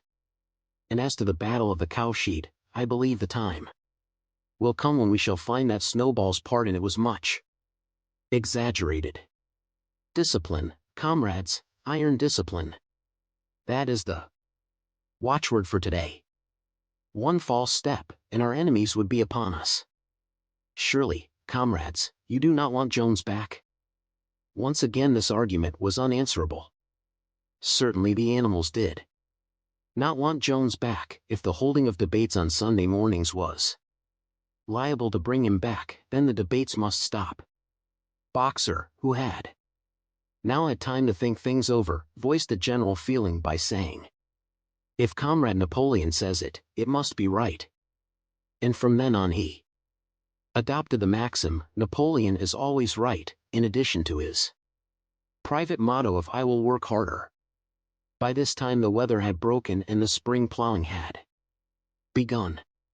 The shed where Snowball had drawn his plans of the windmill had been shut up, and it was assumed that the plans had been rubbed off the floor. Every Sunday morning at 10 o'clock the animals assembled in the big barn to receive their orders for the week. The skull of old Major, now clean of flesh, had been disinterred from the orchard and set up on a stump at the foot of the flagstaff, beside the gun. After the hoisting of the flag, the animals were required to file past the skull in a reverent manner before entering the barn. Nowadays they did not sit all together as they had done in the past. Napoleon, with Squealer and another pig named Minimus, who had a remarkable gift for composing songs and poems, sat on the front of the raised platform, with the 9 young dogs forming a semicircle round them, and the other pigs sitting behind. The rest of the animals sat facing them in the main body of the barn. Napoleon read out the orders for the week in a gruff soldierly style, and after a single singing of Beasts of England, all the animals dispersed. On the third Sunday after Snowball's expulsion, the animals were somewhat surprised to hear Napoleon announce that the windmill was to be built after all. He did not give any reason for having changed his mind, but merely warned the animals that this extra task would mean very hard work. It might even be necessary to reduce their rations. The plans, however, had all been prepared, down to the last detail. A special committee of pigs had been at work upon them for the past 3 weeks. The building of the windmill, with various other improvements, was expected to take 2 years. That evening Squealer explained privately to the other animals that Napoleon had never in reality been opposed to the windmill. On the contrary, it was he who had advocated it in the beginning, and the plan which Snowball had drawn on the floor of the incubator shed had actually been stolen from among Napoleon's papers. The windmill was, in fact, Napoleon's own creation. Why, then, asked somebody, had he spoken so strongly against it? Here Squealer looked very sly. That, he said, was Comrade Napoleon's cunning. He had seemed to oppose the windmill simply as a maneuver to get rid of Snowball, who was a dangerous character and a bad influence. Now that Snowball was out of the way, the plan could go forward without his interference. This, said Squealer, was something called tactics. He repeated a number of times. Tactics, comrades, tactics, skipping round and whisking his tail with a merry laugh. The animals were not certain what the word meant, but Squealer spoke so persuasively, and the 3 dogs who happened to be with him growled so threateningly, that they accepted his explanation without further questions. All that year the animals worked like slaves. But they were happy in their work, they grudged no effort or sacrifice, well aware that everything that they did was for the benefit of themselves and those of their kind who would come after them, and not for a pack of idle, thieving human beings. Throughout the spring and summer they worked a 60-hour week, and in August Napoleon announced that there would be work on Sunday afternoons as well. This work was strictly voluntary, but any animal who absented himself from it would have his rations reduced by half. Even so, it was found necessary to leave certain tasks undone. The harvest was a little less successful than in the previous year, and 2 fields which should have been sown with roots in the early summer were not sown because the plowing had not been completed early enough. It was possible to foresee that the coming winter would be a hard one. The windmill presented unexpected difficulties.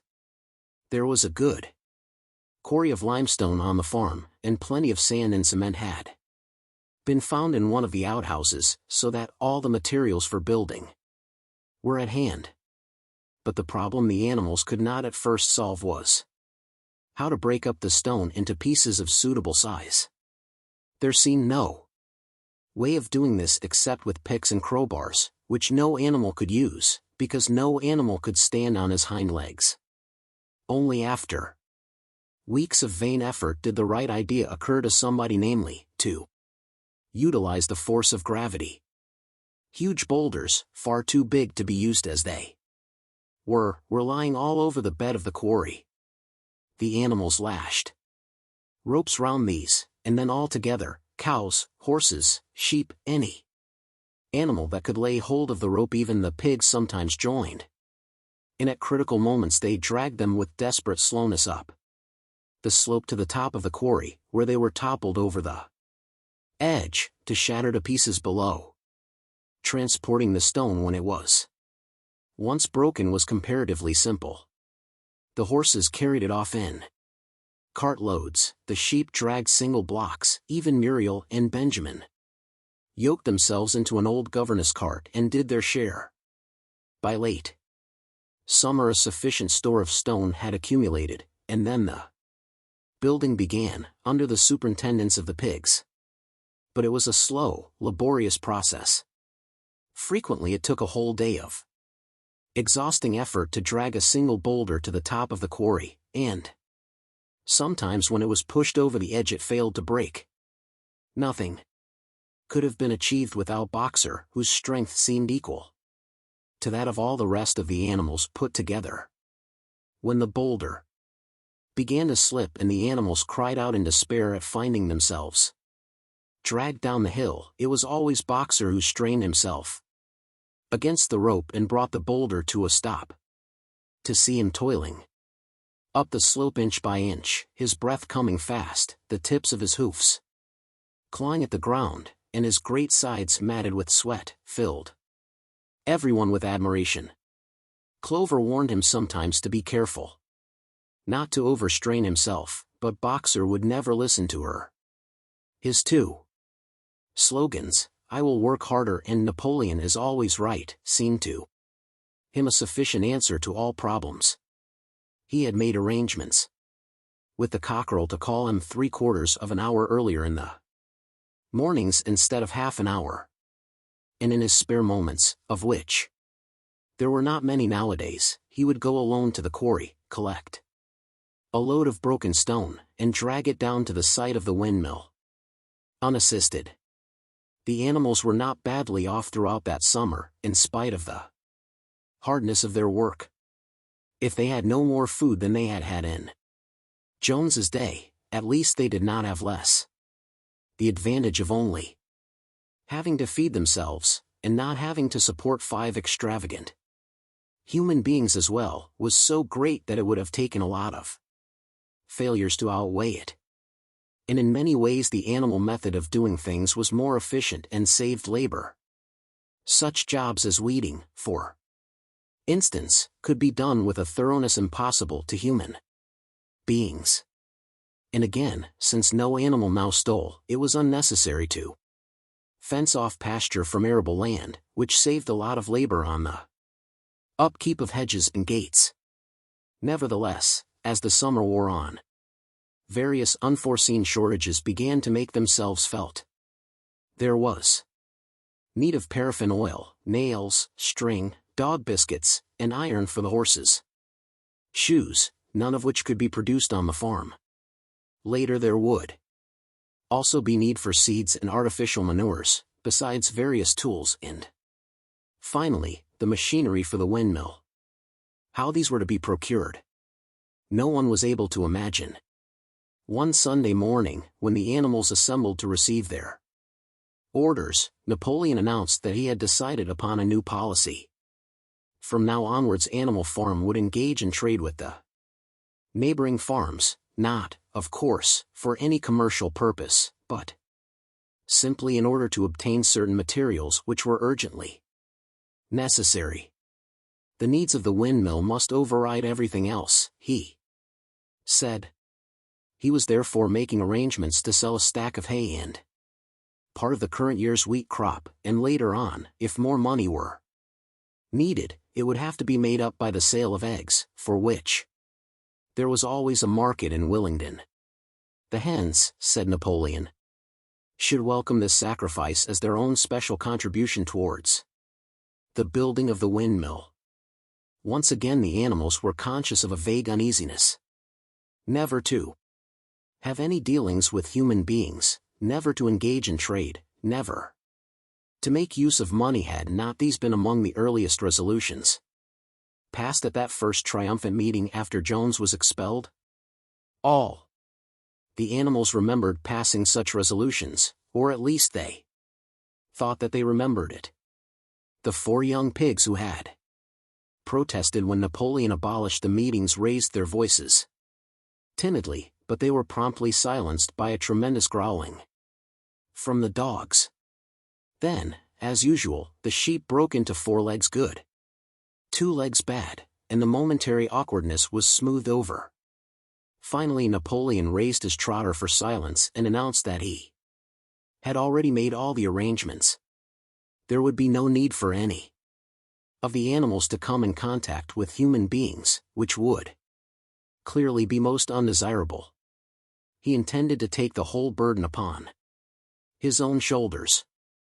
A Mr. Whymper, a solicitor living in Willingdon, had agreed to act as intermediary between Animal Farm and the outside world, and would visit the farm every Monday morning to receive his instructions. Napoleon ended his speech with his usual cry of "Long live Animal Farm," and after the singing of Beasts of England the animals were dismissed. Afterwards Squealer made a round of the farm and set the animals' minds at rest. He assured them that the resolution against engaging in trade and using money had never been passed, or even suggested. It was pure imagination, probably traceable in the beginning to lies circulated by Snowball. A few animals still felt faintly doubtful, but Squealer asked them shrewdly, "Are you certain that this is not something that you have dreamed, comrades? Have you any record of such a resolution? Is it written down anywhere?" And since it was certainly true that nothing of the kind existed in writing, the animals were satisfied that they had been mistaken. Every Monday Mr. Whymper visited the farm as had been arranged. He was a sly-looking little man with side whiskers, a solicitor in a very small way of business, but sharp enough to have realized earlier than anyone else that Animal Farm would need a broker and that the commissions would be worth having. The animals watched his coming and going with a kind of dread, and avoided him as much as possible. Nevertheless, the sight of Napoleon, on all fours, delivering orders to Whymper, who stood on 2 legs, roused their pride and partly reconciled them to the new arrangement. Their relations with the human race were now not quite the same as they had been before. The human beings did not hate Animal Farm any less now that it was prospering. Indeed, they hated it more than ever. Every human being held it as an article of faith that the farm would go bankrupt sooner or later, and, above all, that the windmill would be a failure. They would meet in the public houses and prove to one another by means of diagrams that the windmill was bound to fall down, or that if it did stand up, then that it would never work. And yet, against their will, they had developed a certain respect for the efficiency with which the animals were managing their own affairs. One symptom of this was that they had begun to call Animal Farm by its proper name and ceased to pretend that it was called the Manor Farm. They had also dropped their championship of Jones, who had given up hope of getting his farm back, and gone to live in another part of the county. Except through Whymper, there was as yet no contact between Animal Farm and the outside world, but there were constant rumors that Napoleon was about to enter into a definite business agreement either with Mr. Pilkington of Foxwood or with Mr. Frederick of Pinchfield, but never, it was noticed, with both simultaneously. It was about this time that the pigs suddenly moved into the farmhouse and took up their residence there. Again the animals seemed to remember that a resolution against this had been passed in the early days, and again Squealer was able to convince them that this was not the case. It was absolutely necessary, he said, that the pigs, who were the brains of the farm, should have a quiet place to work in. It was also more suited to the dignity of the leader, for of late he had taken to speaking of Napoleon under the title of leader, to live in a house than in a mere sty. Nevertheless, some of the animals were disturbed when they heard that the pigs not only took their meals in the kitchen and used the drawing room as a recreation room, but also slept in the beds. Boxer passed it off as usual with Napoleon is always right, but Clover, who thought she remembered a definite ruling against beds, went to the end of the barn and tried to puzzle out the 7 commandments which were inscribed there. Finding herself unable to read more than individual letters, she fetched Muriel. "Muriel," she said, "read me the 4th commandment. Does it not say something about never sleeping in a bed?" With some difficulty Muriel spelt it out. "It says, 'No animal shall sleep in a bed with sheets,'" she announced. Finally, curiously enough, Clover had not remembered that the 4th commandment mentioned sheets, but as it was there on the wall, it must have done so. And Squealer, who happened to be passing at this moment, attended by 2 or 3 dogs, was able to put the whole matter in its proper perspective. "You have heard then, comrades," he said, "that we pigs now sleep in the beds of the farmhouse? And why not? You did not suppose, surely, that there was ever a ruling against beds? A bed merely means a place to sleep in. A pile of straw in a stall is a bed, properly regarded. The rule was against sheets, which are a human invention. We have removed the sheets from the farmhouse beds, and sleep between blankets. And very comfortable beds they are too. But not more comfortable than we need, I can tell you, comrades, with all the brainwork we have to do nowadays. You would not rob us of our repose, would you, comrades? You would not have us too tired to carry out our duties? Surely none of you wishes to see Jones back?"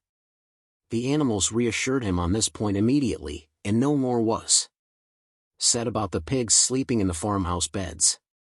And when, some days afterwards, it was announced that from now on the pigs would get up an hour later in the mornings than the other animals, no complaint was made about that either. By the autumn the animals were tired but happy. They had had a hard year, and after the sale of part of the hay and corn, the stores of food for the winter were none too plentiful, but the windmill compensated for everything. It was almost half built now. After the harvest there was a stretch of clear dry weather, and the animals toiled harder than ever, thinking it well worth while to plod to and fro all day with blocks of stone if by doing so they could raise the walls another foot. Boxer would even come out at nights and work for an hour or 2 on his own, by the light of the harvest moon. In their spare moments the animals would walk round and round the half-finished mill, admiring the strength and perpendicularity of its walls and marveling that they should ever have been able to build anything so imposing. Only old Benjamin refused to grow enthusiastic about the windmill, though, as usual, he would utter nothing beyond the cryptic remark that donkeys live a long time. November came, with raging southwest winds. Building had to stop, because it was now too wet to mix the cement. Finally there came a night when the gale was so violent that the farm buildings rocked on their foundations and several tiles were blown off the roof of the barn. The hens woke up squawking with terror because they had all dreamed simultaneously of hearing a gun go off in the distance. In the morning, the animals came out of their stalls to find that the flagstaff had been blown down and an elm tree at the foot of the orchard had been plucked up like a radish. They had just noticed this when a cry of despair broke from every animal's throat. A terrible sight had met their eyes. The windmill was in ruins. With one accord they dashed down to the spot. Napoleon, who seldom moved out of a walk, raced ahead of them all. Yes, there it lay, the fruit of all their struggles, leveled to its foundations, the stones they had broken and carried so laboriously scattered all around. Unable at first to speak, they stood gazing mournfully at the litter of fallen stone. Napoleon paced to and fro in silence, occasionally snuffing at the ground. His tail had grown rigid and twitched sharply from side to side, a sign in him of intense mental activity. Suddenly he halted as though his mind were made up. "Comrades," he said quietly, "do you know who is responsible for this? Do you know the enemy who has come in the night and overthrown our windmill?" "Snowball," he suddenly roared in a voice of thunder. "Snowball has done this thing in sheer malignity, thinking to set back our plans and avenge himself for his ignominious expulsion. This traitor has crept here under cover of night and destroyed our work of nearly a year. Comrades, here and now I pronounce the death sentence upon Snowball. Animal hero, second class, and half a bushel of apples to any animal who brings him to justice. A full bushel to anyone who captures him alive." The animals were shocked beyond measure to learn that even Snowball could be guilty of such an action. There was a cry of indignation, and everyone began thinking out ways of catching Snowball if he should ever come back. Almost immediately the footprints of a pig were discovered in the grass at a little distance from the knoll. They could only be traced for a few yards, but appeared to lead to a hole in the hedge. Napoleon snuffed deeply at them and pronounced them to be snowballs. He gave it as his opinion that Snowball had probably come from the direction of Foxwood Farm. "No more delays, comrades," cried Napoleon when the footprints had been examined. "There is work to be done. This very morning we begin rebuilding the windmill, and we will build all through the winter, rain or shine. We will teach this miserable traitor that he cannot undo our work so easily. Remember, comrades, there must be no alteration in our plans, they shall be carried out to the day. Forward, comrades. Long live the windmill. Long live Animal Farm." It was a bitter winter. The stormy weather was followed by sleet and snow, and then by a hard frost which did not break till well into February. The animals carried on as best they could with the rebuilding of the windmill, well knowing that the outside world was watching them and that the envious human beings would rejoice and triumph if the mill were not finished on time. Out of spite, the human beings pretended not to believe that it was Snowball who had destroyed the windmill. They said that it had fallen down because the walls were too thin. The animals knew that this was not the case. Still, it had been decided to build the walls 3 feet thick. This time instead of 18 inches as before, which meant collecting much larger quantities of stone. For a long time the quarry was full of snowdrifts and nothing could be done. Some progress was made in the dry frosty weather that followed, but it was cruel work, and the animals could not feel so hopeful about it as they had felt before. They were always cold, and usually hungry as well. Only Boxer and Clover never lost heart. Squealer made excellent speeches on the joy of service and the dignity of labor, but the other animals found more inspiration in Boxer's strength and his never-failing cry of "I will work harder." In January food fell short. the corn ration was drastically reduced, and it was announced that an extra potato ration would be issued to make up for it. Then it was discovered that the greater part of the potato crop had been frosted in the clamps, which had not been covered thickly enough. The potatoes had become soft and discolored, and only a few were edible. For days at a time the animals had nothing to eat but chaff and mangles. Starvation seemed to stare them in the face. It was vitally necessary to conceal this fact from the outside world. Emboldened by the collapse of the windmill, the human beings were inventing fresh lies about Animal Farm. Once again it was being put about that all the animals were dying of famine and disease, and that they were continually fighting among themselves and had resorted to cannibalism and infanticide.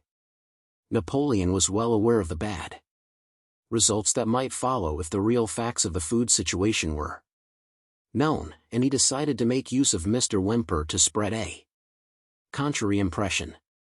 Hitherto the animals had had little or no contact with Whymper on his weekly visits. Now, however, a few selected animals, mostly sheep, were instructed to remark casually in his hearing that rations had been increased. In addition, Napoleon ordered the almost empty bins in the store shed to be filled nearly to the brim with sand, which was then covered up with what remained of the grain and meal. On some suitable pretext Whymper was led through the store shed and allowed to catch a glimpse of the bins. He was deceived, and continued to report to the outside world that there was no food shortage on Animal Farm. Nevertheless, towards the end of January it became obvious that it would be necessary to procure some more grain from somewhere. In these days Napoleon rarely appeared in public, but spent all his time in the farmhouse, which was guarded at each door by fierce-looking dogs. When he did emerge, it was in a ceremonial manner, with an escort of 6 dogs who closely surrounded him and growled if anyone came too near. Frequently he did not even appear on Sunday mornings, but issued his orders through one of the other pigs, usually Squealer. One Sunday morning Squealer announced that the hens, who had just come in to lay again, must surrender their eggs. Napoleon had accepted, through Whymper, a contract for 400 eggs a week. The price of these would pay for enough grain and meal to keep the farm going till summer came on and conditions were easier. When the hens heard this, they raised a terrible outcry.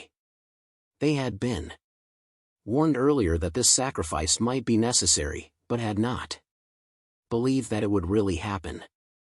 They were just getting their clutches ready for the spring sitting, and they protested that to take the eggs away now was murder. For the first time since the expulsion of Jones, there was something resembling a rebellion. Led by 3 young black Minorca pullets, the hens made a determined effort to thwart Napoleon's wishes. Their method was to fly up to the rafters and there lay their eggs, which smashed to pieces on the floor. Napoleon acted swiftly and ruthlessly. He ordered the hens' rations to be stopped, and decreed that any animal giving so much as a grain of corn to a hen should be punished by death. The dogs saw to it that these orders were carried out. For 5 days the hens held out, then they capitulated and went back to their nesting boxes. 9 hens had died in the meantime. Their bodies were buried in the orchard, and it was given out that they had died of coccidiosis. Whymper heard nothing of this affair, and the eggs were duly delivered, a grocer's van driving up to the farm once a week to take them away. All this while no more had been seen of Snowball. He was rumored to be hiding on one of the neighboring farms, either Foxwood or Pinchfield. Napoleon was by this time on slightly better terms with the other farmers than before. It happened that there was in the yard a pile of timber which had been stacked there 10 years earlier when a beech spinney was cleared. It was well seasoned, and Whymper had advised Napoleon to sell it, both Mr. Pilkington and Mr. Frederick were anxious to buy it. Napoleon was hesitating between the two, unable to make up his mind. It was noticed that whenever he seemed on the point of coming to an agreement with Frederick, Snowball was declared to be in hiding at Foxwood, while, when he inclined toward Pilkington, Snowball was said to be at Pinchfield. Suddenly, early in the spring, an alarming thing was discovered. Snowball was secretly frequenting the farm by night. The animals were so disturbed that they could hardly sleep in their stalls. Every night, it was said, he came creeping in under cover of darkness and performed all kinds of mischief.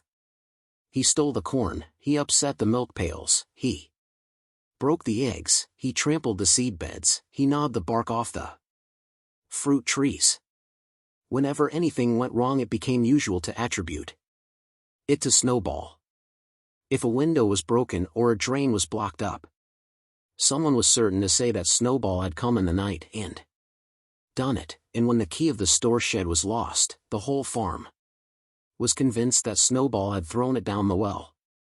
Curiously enough, they went on believing this even after the mislaid key was found under a sack of meal. The cows declared unanimously that Snowball crept into their stalls and milked them in their sleep.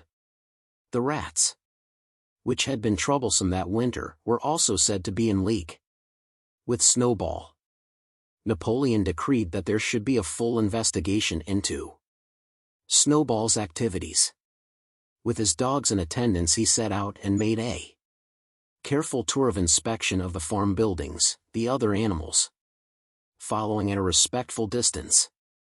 At every few steps Napoleon stopped and snuffed the ground for traces of Snowball's footsteps, which, he said, he could detect by the smell. He snuffed in every corner, in the barn, in the cow shed, in the henhouses, in the vegetable garden, and found traces of Snowball almost everywhere. He would put his snout to the ground, give several deep sniffs, exclaim in a terrible voice, "Snowball! He has been here. I can smell him distinctly," and at the word Snowball all the dogs let out blood-curdling growls and showed their side teeth. The animals were thoroughly frightened. It seemed to them as though Snowball were some kind of invisible influence, pervading the air about them and menacing them with all kinds of dangers. In the evening, Squealer called them together, and with an alarmed expression on his face told them that he had some serious news to report. "Comrades," cried Squealer, making little nervous skips, "a most terrible thing has been discovered. Snowball has sold himself to Frederick of Pinchfield Farm, who is even now plotting to attack us and take our farm away from us. Snowball is to act as his guide when the attack begins. But there is worse than that. We had thought that Snowball's rebellion was caused simply by his vanity and ambition. But we were wrong, comrades. Do you know what the real reason was? Snowball was in league with Jones from the very start. He was Jones's secret agent all the time. It has all been proved by documents which he left behind him and which we have only just discovered. To my mind, this explains a great deal, comrades. Did we not see for ourselves how he attempted, fortunately without success, to get us defeated and destroyed at the Battle of the Cowshed? The animals were stupefied. This was a wickedness far outdoing Snowball's destruction of the windmill. But it was some minutes before they could fully take it in. They all remembered, or thought they remembered, how they had seen Snowball charging ahead of them at the Battle of the Cowshed, how he had rallied and encouraged them at every turn, and how he had not paused for an instant even when the pellets from Jones's gun had wounded his back. At first it was a little difficult to see how this fitted in with his being on Jones's side. Even Boxer, who seldom asked questions, was puzzled. He lay down, tucked his four hoofs beneath him, shut his eyes, and with a hard effort managed to formulate his thoughts. "I do not believe that," he said. "Snowball fought bravely at the battle of the Cowshed. I saw him myself. Did we not give him animal hero first class immediately afterwards? That was our mistake, comrade. For we know now it is all written down in the secret documents that we have found that in reality he was trying to lure us to our doom." "But he was wounded," said Boxer. "We all saw him running with blood." "That was part of the arrangement," cried Squealer. "Jones's shot only grazed him. I could show you this in his own writing, if you were able to read it. The plot was for Snowball, at the critical moment, to give the signal for flight and leave the field to the enemy. And he very nearly succeeded. I will even say, comrades, he would have succeeded if it had not been for our heroic leader, Comrade Napoleon. Do you not remember how, just at the moment when Jones and his men had got inside the yard, Snowball suddenly turned and fled, and many animals followed him? And do you not remember, too, that it was just at that moment, when panic was spreading and all seemed lost, that Comrade Napoleon sprang forward with a cry of death to humanity, and sank his teeth in Jones's leg? Surely you remember that, comrades?" exclaimed Squealer, frisking from side to side. Now when Squealer described the scene so graphically, it seemed to the animals that they did remember it. At any rate, they remembered that at the critical moment of the battle Snowball had turned to flee. But Boxer was still a little uneasy. "I do not believe that Snowball was a traitor at the beginning," he said. "Finally, what he has done since is different. But I believe that at the Battle of the Cowshed he was a good comrade.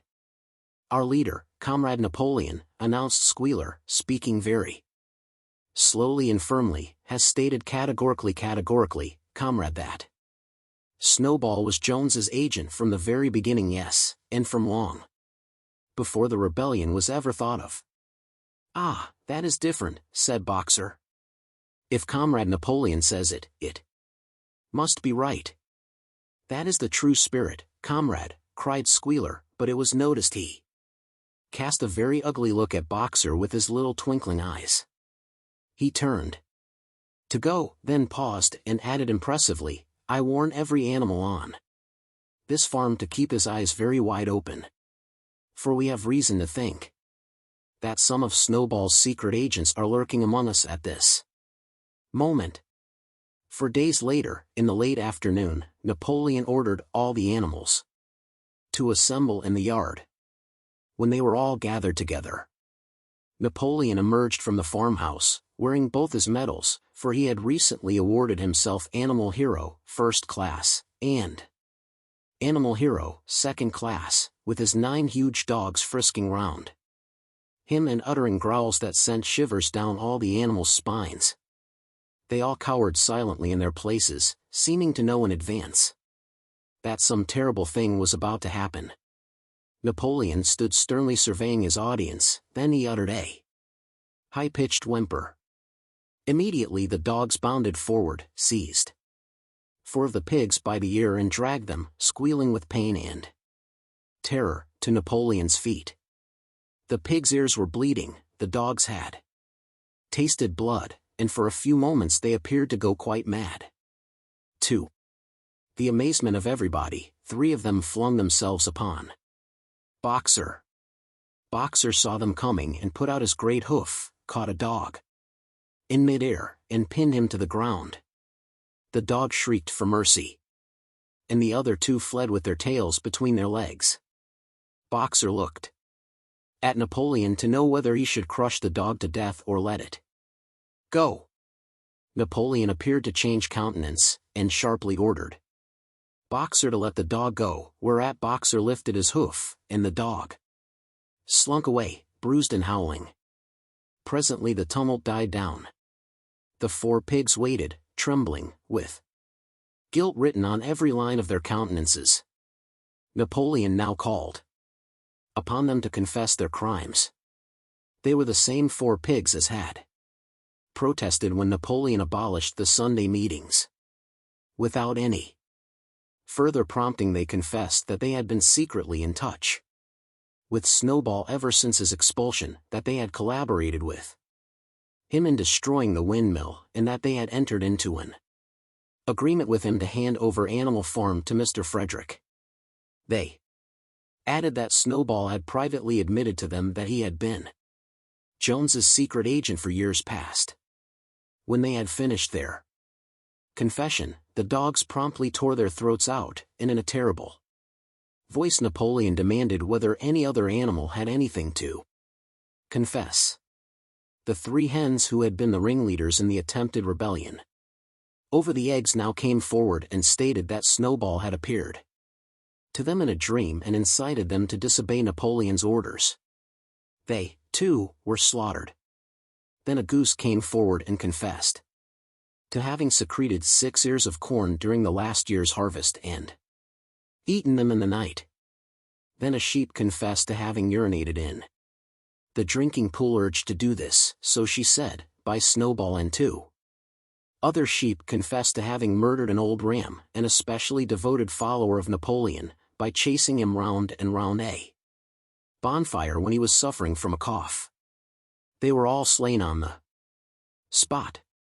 And so the tale of confessions and executions went on, until there was a pile of corpses lying before Napoleon's feet, and the air was heavy with the smell of blood, which had been unknown there since the expulsion of Jones. When it was all over, the remaining animals, except for the pigs and dogs, crept away in a body. They were shaken and miserable. They did not know which was more shocking, the treachery of the animals who had leagued themselves with Snowball, or the cruel retribution they had just witnessed. In the old days there had often been scenes of bloodshed equally terrible, but it seemed to all of them that it was far worse now that it was happening among themselves. Since Jones had left the farm, until today, no animal had killed another animal. Not even a rat had been killed. They had made their way on to the little knoll where the half-finished windmill stood, and with one accord they all lay down as though huddling together for warmth. Clover, Muriel, Benjamin, the cows, the sheep, and a whole flock of geese and hens, everyone, indeed, except the cat, who had suddenly disappeared just before Napoleon ordered the animals to assemble. For some time nobody spoke. Only Boxer remained on his feet. He fidgeted to and fro, swishing his long black tail against his sides and occasionally uttering a little whinny of surprise. Finally he said, "I do not understand it. I would not have believed that such things could happen on our farm. It must be due to some fault in ourselves. The solution, as I see it, is to work harder. From now onwards I shall get up a full hour earlier in the mornings." And he moved off at his lumbering trot and made for the quarry. Having got there, he collected 2 successive loads of stone and dragged them down to the windmill before retiring for the night. The animals huddled about Clover, not speaking. The knoll where they were lying gave them a wide prospect across the countryside. Most of Animal Farm was within their view, the long pasture stretching down to the main road, the hayfield, the spinney, the drinking pool, the plowed fields where the young wheat was thick and green, and the red roofs of the farm buildings with the smoke curling from the chimneys. It was a clear spring evening. The grass and the bursting hedges were gilded by the level rays of the sun. Never had the farmhand with a kind of surprise they remembered that it was their own farm. Every inch of it their own property appeared to the animals so desirable a place.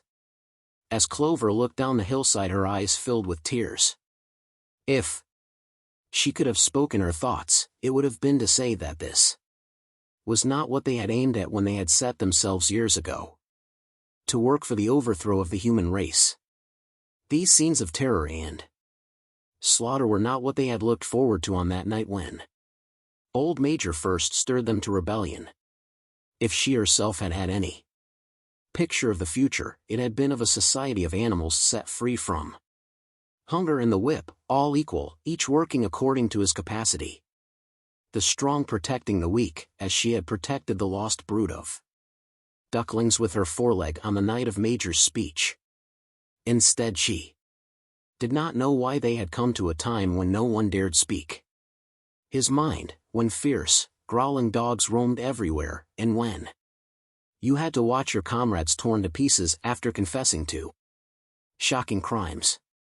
There was no thought of rebellion or disobedience in her mind. She knew that, even as things were, they were far better off than they had been in the days of Jones, and that before all else it was needful to prevent the return of the human beings. Whatever happened, she would remain faithful, work hard, carry out the orders that were given to her, and accept the leadership of Napoleon. But still, it was not for this that she and all the other animals had hoped and toiled. It was not for this that they had built the windmill and faced the bullets of Jones's gun. Such were her thoughts, though she lacked the words to express them. At last, feeling this to be in some way a substitute for the words she was unable to find, she began to sing Beasts of England. The other animals sitting round her took it up, and they sang it 3 times. Over very tunefully, but slowly and mournfully, in a way they had never sung it before. They had just finished singing it for the 3rd time when Squealer, attended by 2 dogs, approached them with the air of having something important to say. He announced that, by a special decree of Comrade Napoleon, Beasts of England had been abolished. From now onwards it was forbidden to sing it. The animals were taken aback. "Why?" cried Muriel. "It's no longer needed, comrade," said Squealer stiffly. Beasts of England was the song of the rebellion. But the rebellion is now completed. The execution of the traitors this afternoon was the final act. The enemy both external and internal has been defeated. In Beasts of England we expressed our longing for a better society in days to come. But that society has now been established.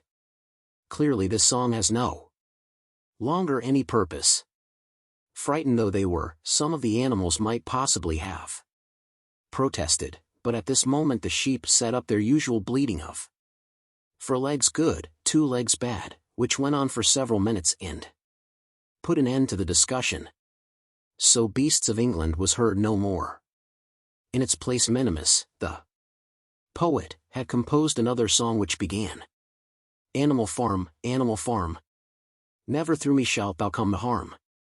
And this was sung every Sunday morning after the hoisting of the flag. But somehow neither the words nor the tune ever seemed to the animals to come up to Beasts of England. A few days later, when the terror caused by the executions had died down, some of the animals remembered, or thought they remembered, that the 6th commandment decreed no animal shall kill any other animal. And though no one cared to mention it in the hearing of the pigs or the dogs, it was felt that the killings which had taken place did not square with this. Clover asked Benjamin to read her the 6th commandment, and when Benjamin, as usual, said that he refused to meddle in such matters, she fetched Muriel. Muriel read the commandment for her. It ran, "No animal shall kill any other animal without cause." Somehow or other, the last 2 words had slipped out of the animals' memory. But they saw now that the commandment had not been violated, for clearly there was good reason for killing the traitors who had leagued themselves with Snowball. Throughout the year the animals worked even harder than they had worked in the previous year to rebuild the windmill, with walls twice as thick as before, and to finish it by the appointed date, together with the regular work of the farm, was a tremendous labor. There were times when it seemed to the animals that they worked longer hours and fed no better than they had done in Jones's day. On Sunday mornings, Squealer, holding down a long strip of paper with his trotter, would read out to them lists of figures proving that the production of every class of foodstuff had increased by 200%, 300%, or 500%, as the case might be. The animals saw no reason to disbelieve him, especially as they could no longer remember very clearly what conditions had been like before the rebellion. All the same, there were days when they felt that they would sooner have had less figures and more food. All orders were now issued through Squealer or one of the other pigs. Napoleon himself was not seen in public as often as once in a fortnight. When he did appear, he was attended not only by his retinue of dogs, but by a black cockerel who marched in front of him and acted as a kind of trumpeter, letting out a loud cock-a-doodle-doo before Napoleon spoke. Even in the farmhouse, it was said, Napoleon inhabited separate apartments from the others.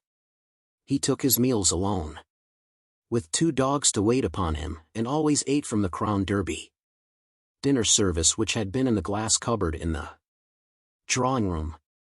It was also announced that the gun would be fired every year on Napoleon's birthday, as well as on the other 2 anniversaries. Napoleon was now never spoken of simply as Napoleon. He was always referred to in formal style as our leader, Comrade Napoleon.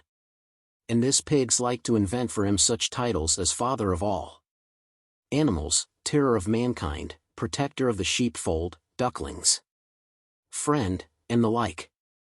In his speeches, Squealer would talk with the tears rolling down his cheeks of Napoleon's wisdom, the goodness of his heart, and the deep love he bore to all animals everywhere, even and especially the unhappy animals who still lived in ignorance and slavery on other farms.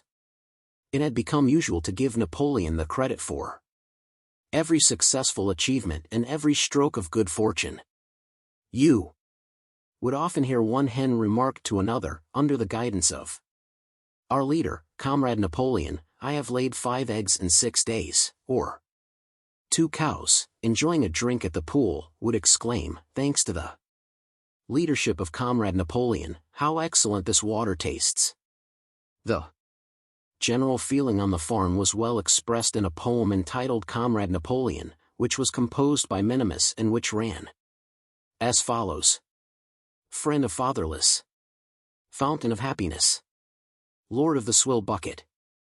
Oh, how my soul is on fire when I gaze at thy calm and commanding eye, like the sun in the sky. Comrade Napoleon, thou art the giver of all that thy creatures love. Full belly twice a day, clean straw to roll upon. Every beast great or small sleeps at peace in his stall.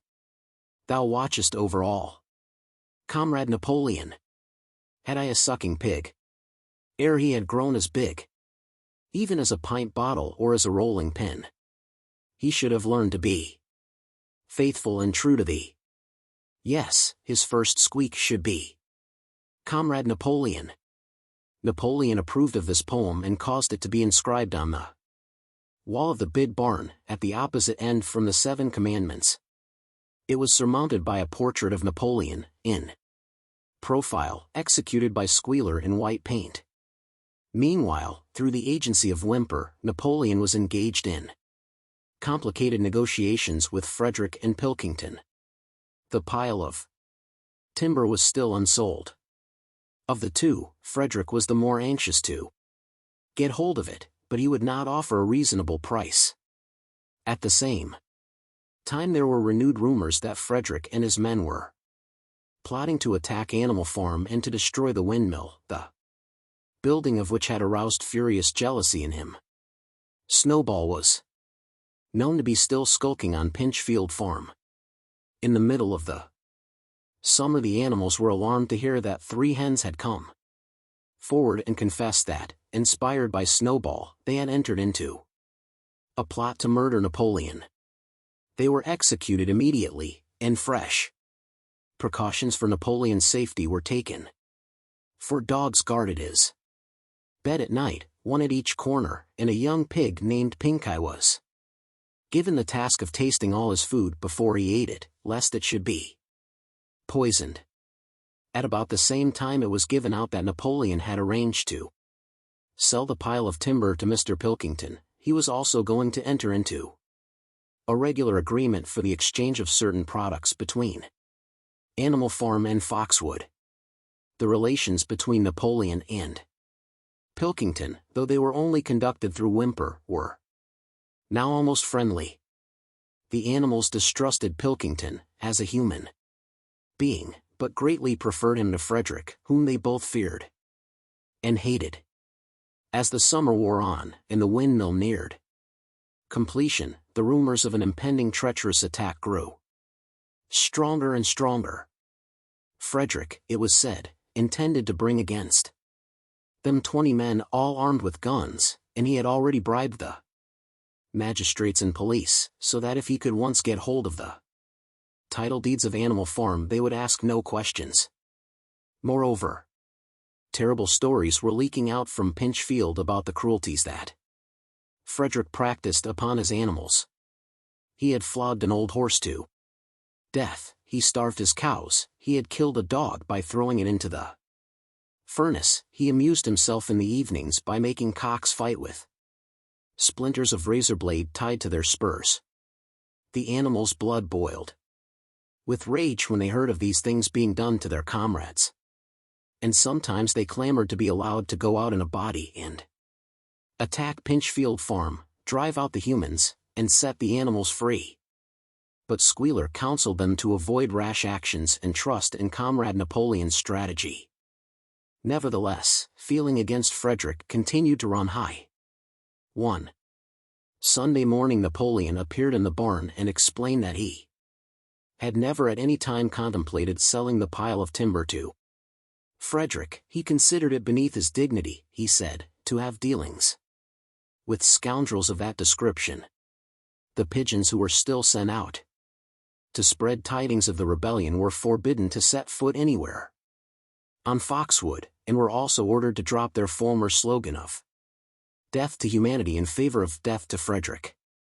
In the late summer yet another of Snowball's machinations was laid bare. The wheat crop was full of weeds, and it was discovered that on one of his nocturnal visits Snowball had mixed weed seeds with the seed corn. A gander who had been privy to the plot had confessed his guilt to Squealer and immediately committed suicide by swallowing deadly nightshade berries. The animals now also learned that Snowball had never, as many of them had believed hitherto, received the order of Animal Hero 7 First Class. This was merely a legend which had been spread some time after the Battle of the Cowshed by Snowball himself. So far from being decorated, he had been censured for showing cowardice in the battle. Once again some of the animals heard this with a certain bewilderment, but Squealer was soon able to convince them that their memories had been at fault. In the autumn, by a tremendous, exhausting effort, for the harvest had to be gathered at almost the same time the windmill was finished. The machinery had still to be installed, and Whymper was negotiating the purchase of it, but the structure was completed. In the teeth of every difficulty, in spite of inexperience, of primitive implements, of bad luck, and of Snowball's treachery, the work had been finished punctually to the very day. Tired out but proud, the animals walked round and round their masterpiece, which appeared even more beautiful in their eyes than when it had been built the first time. Moreover, the walls were twice as thick as before. Nothing short of explosives would lay them low this time. And when they thought of how they had labored, what discouragements they had overcome, and the enormous difference that would be made in their lives when the sails were turning and the dynamos running, when they thought of all this, their tiredness forsook them and they gambled round and round the windmill, uttering cries of triumph. Napoleon himself, attended by his dogs and his cockerel, came down to inspect the completed work. He personally congratulated the animals on their achievement, and announced that the mill would be named Napoleon Mill. 2 days later the animals were called together for a special meeting in the barn. They were struck dumb with surprise when Napoleon announced that he had sold the pile of timber to Frederick. Tomorrow, Frederick's wagons would arrive and begin carting it away. Throughout the whole period of his seeming friendship with Pilkington, Napoleon had really been in secret agreement with Frederick. All relations with Foxwood had been broken off, insulting messages had been sent to Pilkington. The pigeons had been told to avoid Pinchfield Farm and to alter their slogan from Death to Frederick to Death to Pilkington. At the same time, Napoleon assured the animals that the stories of an impending attack on Animal Farm were completely untrue, and that the tales about Frederick's cruelty to his own animals had been greatly exaggerated. All these rumors had probably originated with Snowball and his agents. It now appeared that Snowball was not, after all, hiding on Pinchfield Farm, and in fact had never been there in his life. He was living in considerable luxury, so it was said, at Foxwood, and had in reality been a pensioner of Pilkington for years past. The pigs were in ecstasies over Napoleon's cunning.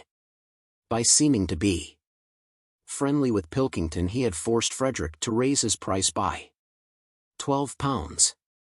But the superior quality of Napoleon's mind, said Squealer, was shown in the fact that he trusted nobody, not even Frederick.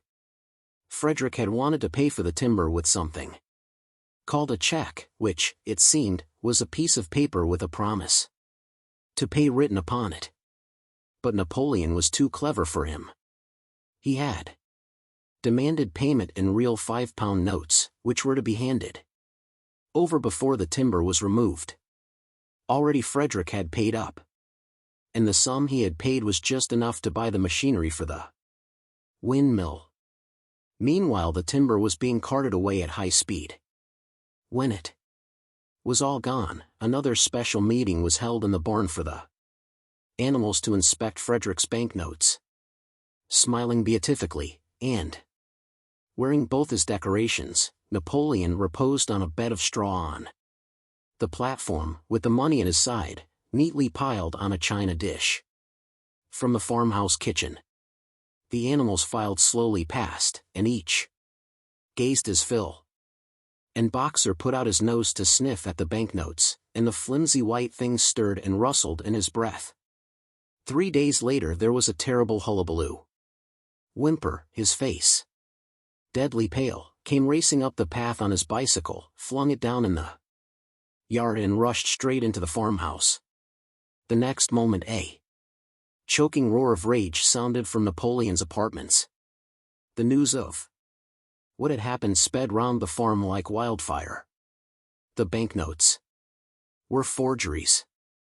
Frederick had got the timber for nothing. Napoleon called the animals together immediately and in a terrible voice pronounced the death sentence upon Frederick. When captured, he said, Frederick should be boiled alive.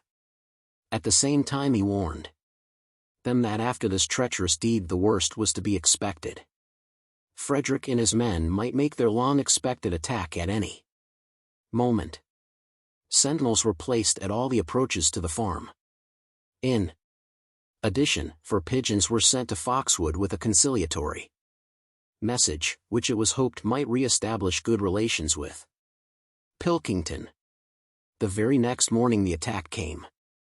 The animals were at breakfast when the lookouts came racing in with the news that Frederick and his followers had already come through the 5-barred gate. Boldly enough the animals sallied forth to meet them, but this time they did not have the easy victory that they had had in the Battle of the Cowshed.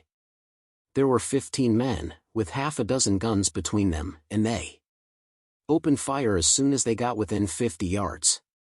The animals could not face the terrible explosions and the stinging pellets, and in spite of the efforts of Napoleon and Boxer to rally them, they were soon driven back. A number of them were already wounded. They took refuge in the farm buildings and peeped cautiously out from chinks and Not holes. The whole of the big pasture, including the windmill, was in the hands of the enemy. For the moment even Napoleon seemed at a loss.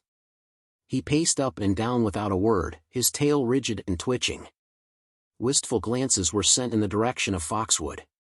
If Pilkington and his men would help them, the day might yet be won.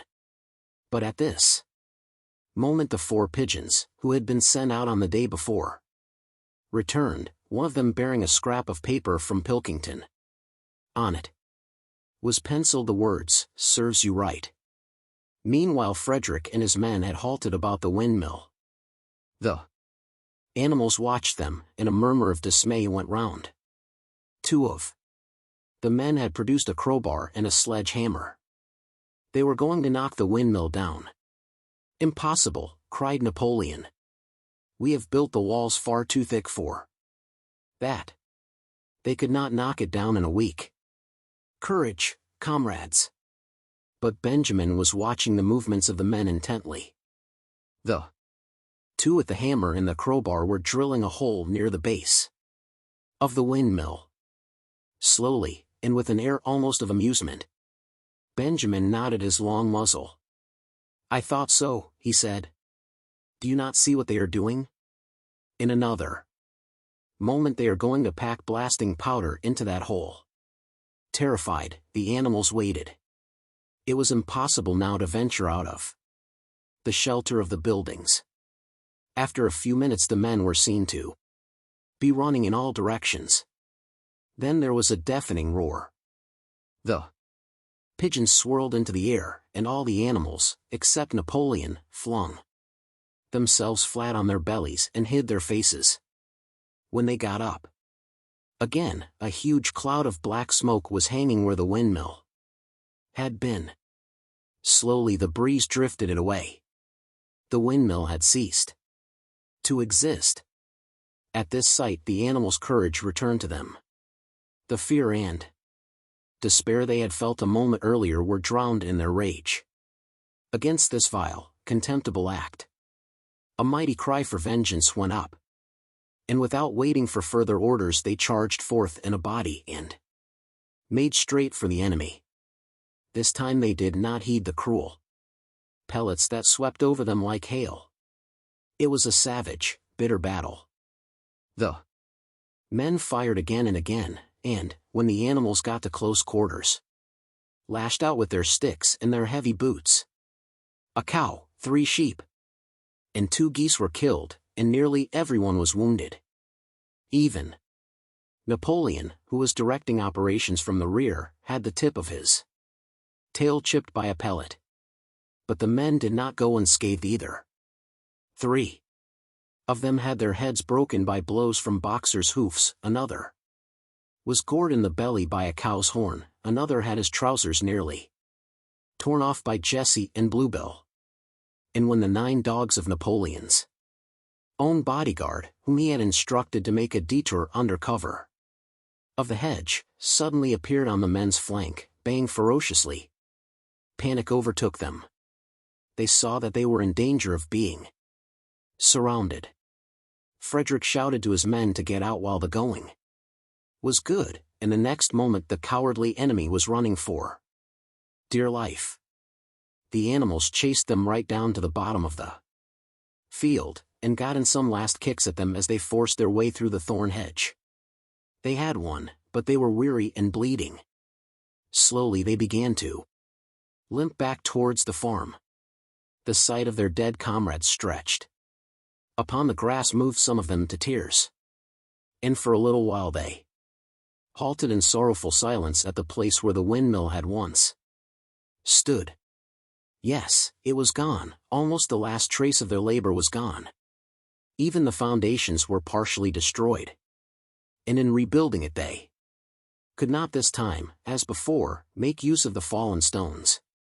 This time the stones had vanished too. The force of the explosion had flung them to distances of hundreds of yards.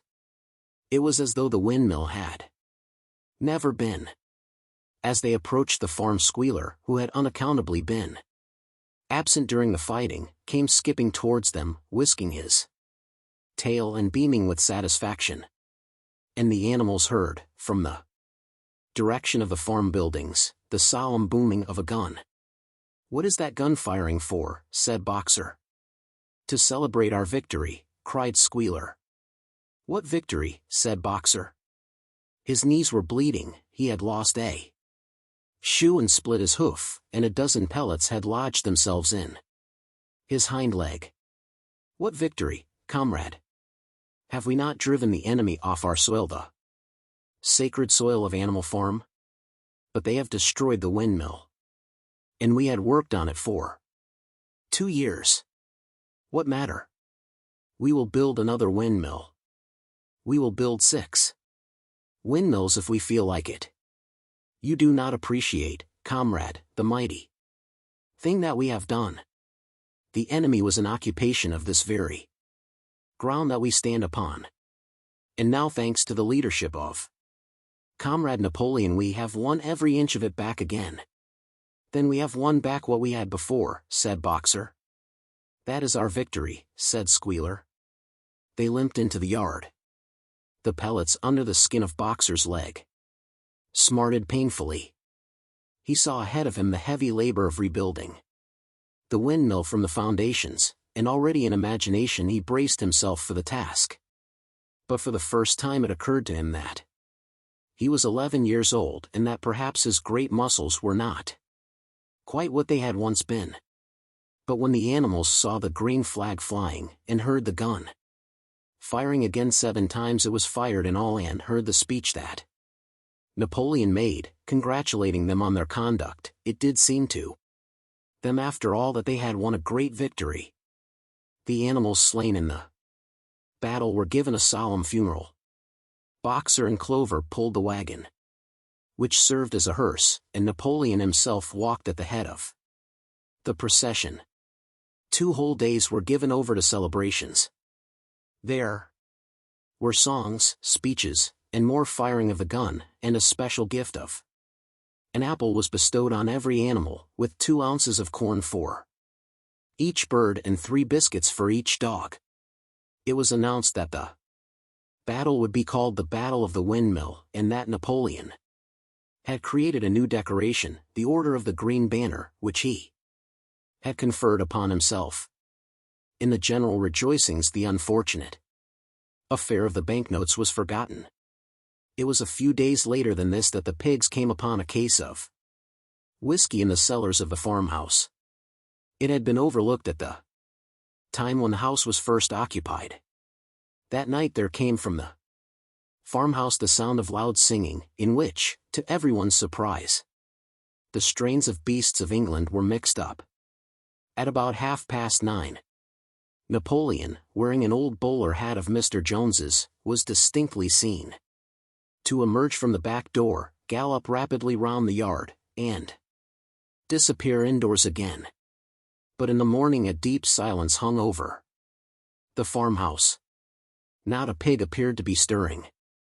It was nearly 9 o'clock when Squealer made his appearance, walking slowly and dejectedly, his eyes dull, his tail hanging limply behind him, and with every appearance of being seriously ill. He called the animals together and told them that he had a terrible piece of news to impart. "Comrade, Napoleon was dying." A cry of lamentation went up.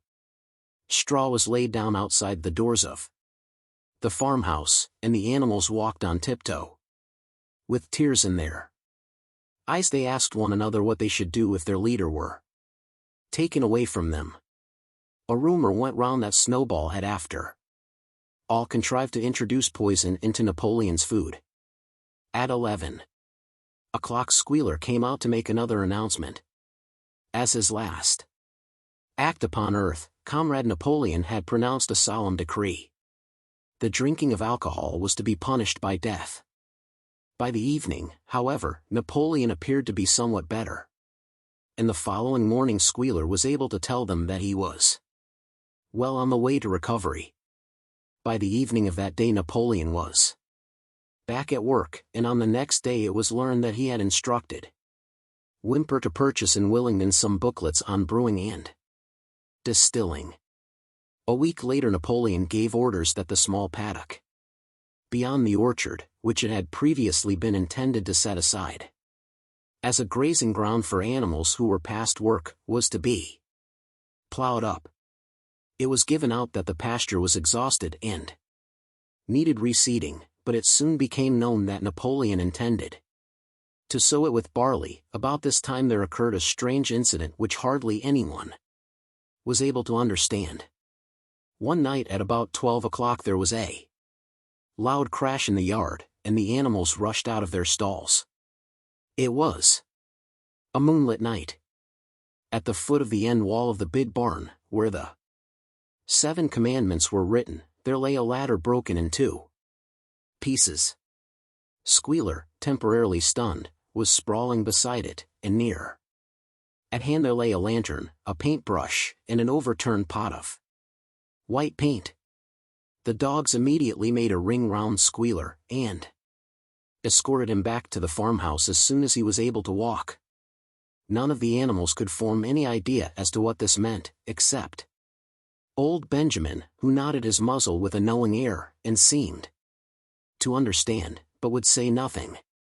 But a few days later Muriel, reading over the 7 commandments to herself, noticed that there was yet another of them which the animals had remembered wrong.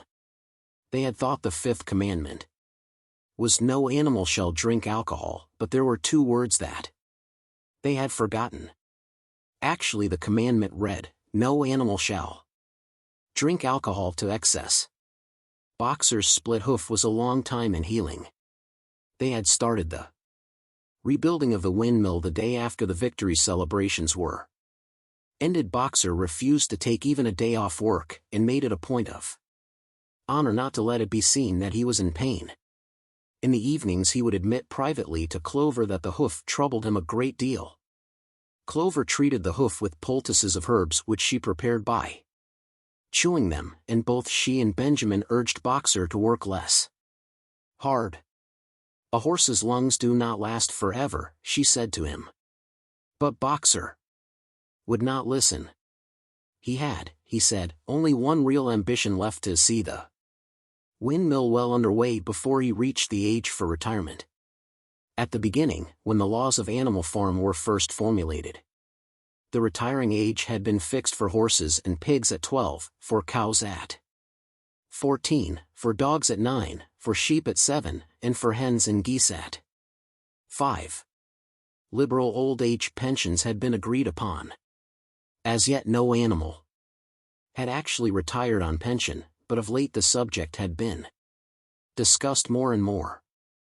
Now that the small field beyond the orchard had been set aside for barley, it was rumored that a corner of the large pasture was to be fenced off and turned into a grazing ground for superannuated animals. For a horse, it was said, the pension would be 5 pounds of corn a day and, in winter, 15 pounds of hay, with a carrot or possibly an apple on public holidays. Boxer's 12th birthday was due in the late summer of the following year. Meanwhile life was hard. The winter was as cold as the last one had been, and food was even shorter.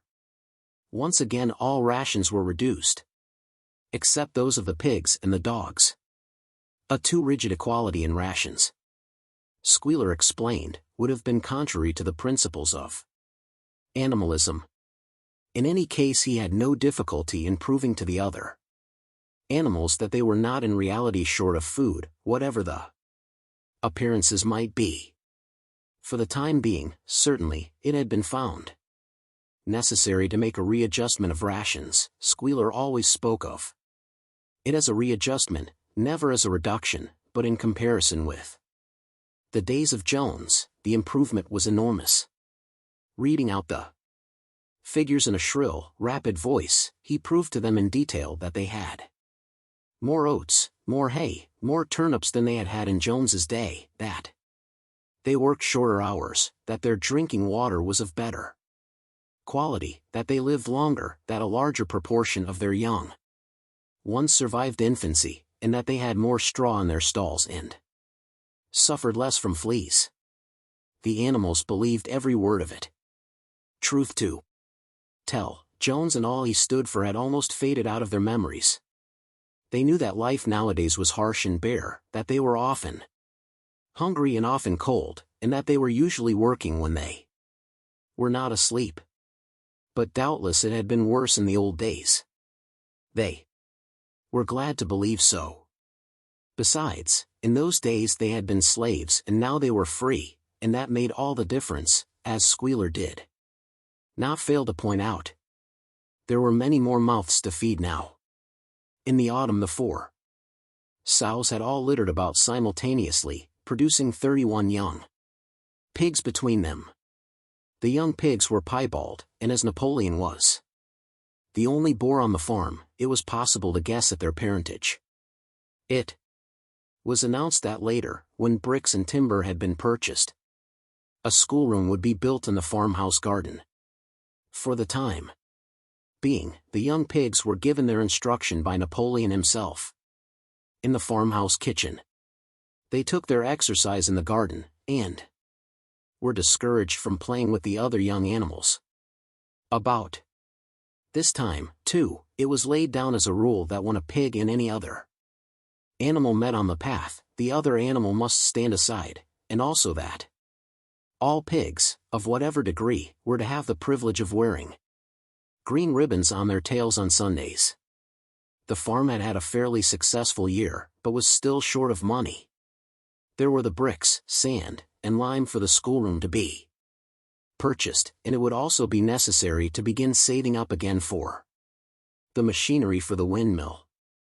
Then there were lamp oil and candles for the house, sugar for Napoleon's own table. He forbade this to the other pigs, on the ground that it made them fat, and all the usual replacements such as tools, nails, string, coal, wire, scrap iron, and dog biscuits. A stump of hay and part of the potato crop were sold off, and the contract for eggs was increased to 600 a week, so that year the hens barely hatched enough chicks to keep their numbers at the same level. Rations, reduced in December, were reduced again in February, and lanterns in the stalls were forbidden to save oil. But the pigs seemed comfortable enough, and in fact were putting on weight if anything. One afternoon in late February a warm, rich, appetizing scent, such as the animals had never smelt before, wafted itself across the yard. From the little brewhouse, which had been disused in Jones's time, and which stood beyond the kitchen. Someone said it was the smell of cooking barley. The animals sniffed the air hungrily and wondered whether a warm mash was being prepared for their supper. But no. Warm mash appeared, and on the following Sunday it was announced that from now onwards all barley would be reserved for the pigs. The field beyond the orchard had already been sown with barley, and the news soon leaked out that every pig was now receiving a ration of a pint of beer daily, with half a gallon for Napoleon himself, which was always served to him in the Crown Derby soup tureen. But if there were hardships to be borne, they were partly offset by the fact that life nowadays had a greater dignity than it had had before. There were more songs, more speeches, more processions. Napoleon had commanded that once a week there should be held something called a spontaneous demonstration, the object of which was to celebrate the struggles and triumphs of Animal Farm. At the appointed time the animals would leave their work and march round the precincts of the farm in military formation, with the pigs leading, then the horses, then the cows, then the sheep, and then the poultry. The dogs flanked the procession, and at the head of all marched Napoleon's black cockerel. Boxer and Clover always carried between them a green banner marked with the hoof and the horn and the caption, "Long live Comrade Napoleon." Afterwards there were recitations of poems composed in Napoleon's honor, and a speech by Squealer giving particulars of the latest increases in the production of foodstuffs, and on occasion a shot was fired from the gun. The sheep were the greatest devotees of the spontaneous demonstration, and if anyone complained, as a few animals sometimes did, when no pigs or dogs were near, that they wasted time and meant a lot of standing about in the cold, the sheep were sure to silence him with a tremendous bleating of 4 legs good, 2 legs bad. But by and large the animals enjoyed these celebrations. They found it comforting to be reminded that, after all, they were truly their own masters and that the work they did was for their own benefit. So that, what with the songs, the processions, squealers' lists of figures, the thunder of the gun, the crowing of the cockerel, and the fluttering of the flag, they were able to forget that their bellies were empty, at least part of the time. In April, Animal Farm was proclaimed a republic, and it became necessary to elect a president. There was only one candidate, Napoleon, who was elected unanimously. On the same day it was given out that fresh documents had been discovered which revealed further details about Snowball's complicity with Jones. It now appeared that Snowball had not, as the animals had previously imagined, merely attempted to lose the battle of the cowshed by means of a stratagem, but had been openly fighting on Jones's side. In fact, it was he who had actually been the leader of the human forces, and had charged into battle with the words "Long live humanity" on his lips. The wounds on Snowball's back, which a few of the animals still remembered to have seen, had been inflicted by Napoleon's teeth. In the middle of the summer Moses the raven suddenly reappeared on the farm, after an absence of several years. He was quite unchanged. Still did no work, and talked in the same strain as ever about Sugar Candy Mountain. He would perch on a stump, flap his black wings, and talk by the hour to anyone who would listen. "Up there, comrades," he would say solemnly, pointing to the sky with his large beak, "up there, just on the other side of that dark cloud that you can see, there it lies, Sugar Candy Mountain, that happy country where we poor animals shall rest forever from our labors." He even claimed to have been there on one of his higher flights, and to have seen the everlasting fields of clover and the linseed cake and lump sugar growing on the hedges. Many of the animals believed him. Their lives, now, they reasoned, were hungry and laborious. Was it not right and just that a better world should exist somewhere else? A thing that was difficult to determine was the attitude of the pigs towards Moses. They all declared contemptuously that his stories about Sugar Candy Mountain were lies, and yet they allowed him to remain on the farm, not working, with an allowance of a gill of beer a day. After his hoof had healed up, Boxer worked harder than ever. Indeed, all the animals worked like slaves that year. Apart from the regular work of the farm, and the rebuilding of the windmill, there was the schoolhouse for the young pigs, which was started in March. Sometimes the long hours on insufficient food were hard to bear, but Boxer never faltered. In nothing that he said or did was there any sign that his strength was not what it had been. It was only his appearance that was a little altered. His hide was less shiny than it had used to be, and his great haunches seemed to have shrunken. The others said, "Boxer will pick up when the spring grass comes on," but the spring came and Boxer grew no fatter. Sometimes on the slope leading to the top of the quarry, when he braced his muscles against the weight of some vast boulder, it seemed that nothing kept him on his feet except the will to continue. At such times his lips were seen to form the words, "I will work harder." He had no voice left. Once again Clover and Benjamin warned him to take care of his health, but Boxer paid no attention. His 12th birthday was approaching. He did not care what happened so long as a good store of stone was accumulated before he went on pension. Late one evening in the summer, a sudden rumor ran round the farm that something had happened to Boxer. He had gone out alone to drag a load of stone down to the windmill. And sure enough, the rumor was true. A few minutes later 2 pigeons came racing in with the news. Boxer has fallen. He is lying on his side and can't get up. About half the animals on the farm rushed out to the knoll where the windmill stood. There lay Boxer, between the shafts of the cart, his neck stretched out, unable even to raise his head. His eyes were glazed. His sides matted with sweat. A thin stream of blood had trickled out of his mouth. Clover dropped to her knees at his side. "Boxer," she cried, "how are you?" "It is my lung," said Boxer in a weak voice. "It does not matter. I think you will be able to finish the windmill without me. There is a pretty good store of stone accumulated. I had only another month to go in any case. To tell you the truth, I had been looking forward to my retirement. And perhaps, as Benjamin is growing old too, they will let him retire at the same time and be a companion to me." "We must get help at once," said Clover.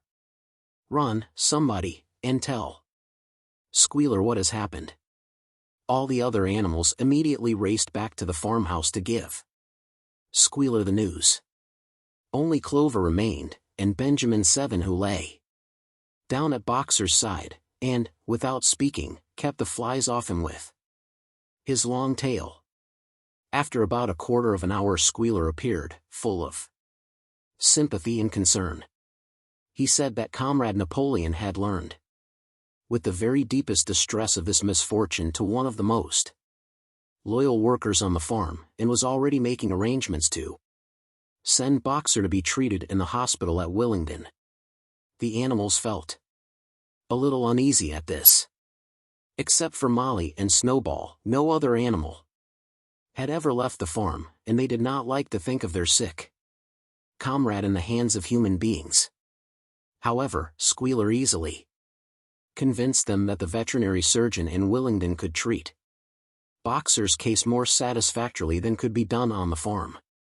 And about half an hour later, when Boxer had somewhat recovered, he was with difficulty got onto his feet, and managed to limp back to his stall, where Clover and Benjamin had prepared a good bed of straw for him. For the next 2 days Boxer remained in his stall. The pigs had sent out a large bottle of pink medicine which they had found in the medicine chest in the bathroom, and Clover administered it to Boxer twice a day after meals. In the evenings she lay in his stall and talked to him, while Benjamin kept the flies off him. Boxer professed not to be sorry for what had happened. If he made a good recovery, he might expect to live another 3 years, and he looked forward to the peaceful days that he would spend in the corner of the big pasture. It would be the first time that he had had leisure to study and improve his mind. He intended, he said, to devote the rest of his life to learning the remaining 22 letters of the alphabet. However, Benjamin and Clover could only be with Boxer after working hours, and it was in the middle of the day when the van came to take him away. The animals were all at work weeding turnips under the supervision of a pig, when they were astonished to see Benjamin come galloping from the direction of the farm buildings, braying at the top of his voice. It was the first time that they had ever seen Benjamin. Excited indeed, it was the first time that anyone had ever seen him gallop. "Quick, quick," he shouted. "Come at once. They're taking Boxer away." Without waiting for orders from the pig, the animals broke off work and raced back to the farm buildings. Sure enough, there in the yard was a large closed van, drawn by 2 horses, with lettering on its side and a sly-looking man in a low-crowned bowler hat sitting on the driver's seat. And Boxer's stall was empty. The animals crowded round the van. "Goodbye, Boxer," they chorused. "Goodbye." "Fools! Fools!" shouted Benjamin, prancing round them and stamping the earth with his small hoofs. "Fools! Do you not see what is written on the side of that van? That gave the animals pause, and there was a hush. Muriel began to spell out the words. But Benjamin pushed her aside, and in the midst of a deadly silence he read. Alfred Simmons, horse slaughterer and glue boiler, Willingdon. Dealer in hides and bone meal. Kennels supplied. Do you not understand what that means? They are taking Boxer to the knackers. A cry of horror burst from all the animals. At this moment the man on the box whipped up his horses and the van moved out of the yard at a smart trot. All the animals followed, crying out at the tops of their voices. Clover forced her way to the front. The van began to gather speed. Clover tried to stir her stout limbs to a gallop and achieved a canter. Boxer, she cried. Boxer! Boxer! Boxer! And just at this moment, as though he had heard the uproar outside, Boxer's face, with the white stripe down his nose, appeared at the small window at the back of the van. Boxer, cried Clover in a terrible voice. Boxer! Get out! Get out! Quickly! They're taking you to your death. All the animals took up the cry of "Get out, Boxer, get out!" But the van was already gathering speed and drawing away from them. It was uncertain whether Boxer had understood what Clover had said. But a moment later his face disappeared from the window and there was the sound of a tremendous drumming of hoofs inside the van. He was trying to kick his way out. The time had been when a few kicks from Boxer's hoofs would have smashed the van to matchwood. But alas, his strength had left him, and in a few moments the sound of drumming hoofs grew fainter and died away. In desperation the animals began appealing to the two horses which drew the van to stop. Comrades! Comrades, they shouted. Don't take your own brother to his death. But the stupid brutes, too ignorant to realize what was happening, merely set back their ears and quickened their pace. Boxer's face did not reappear at the window. Too late, someone thought of racing ahead and shutting the 5-barred gate, but in another moment the van was through it and rapidly disappearing down the road. Boxer was never seen again. 3 days later it was announced that he had died in the hospital at Willingdon, in spite of receiving every attention a horse could have. Squealer came to announce the news to the others. He had, he said, been present during Boxer's last hours. It was the most affecting sight I have ever seen, said Squealer, lifting his trotter and wiping away a tear. I was at his bedside at the very last. And at the end, almost too weak to speak, he whispered in my ear that his sole sorrow was to have passed on before the windmill was finished. Forward, comrades, he whispered. Forward in the name of the rebellion. Long live Animal Farm. Long live Comrade Napoleon. Napoleon is always right. Those were his very last words, comrades. Here Squealer's demeanor suddenly changed. He fell silent for a moment, and his little eyes darted suspicious glances from side to side. Before he proceeded, it had come to his knowledge, he said, that a foolish and wicked rumor had been circulated at the time of Boxer's removal.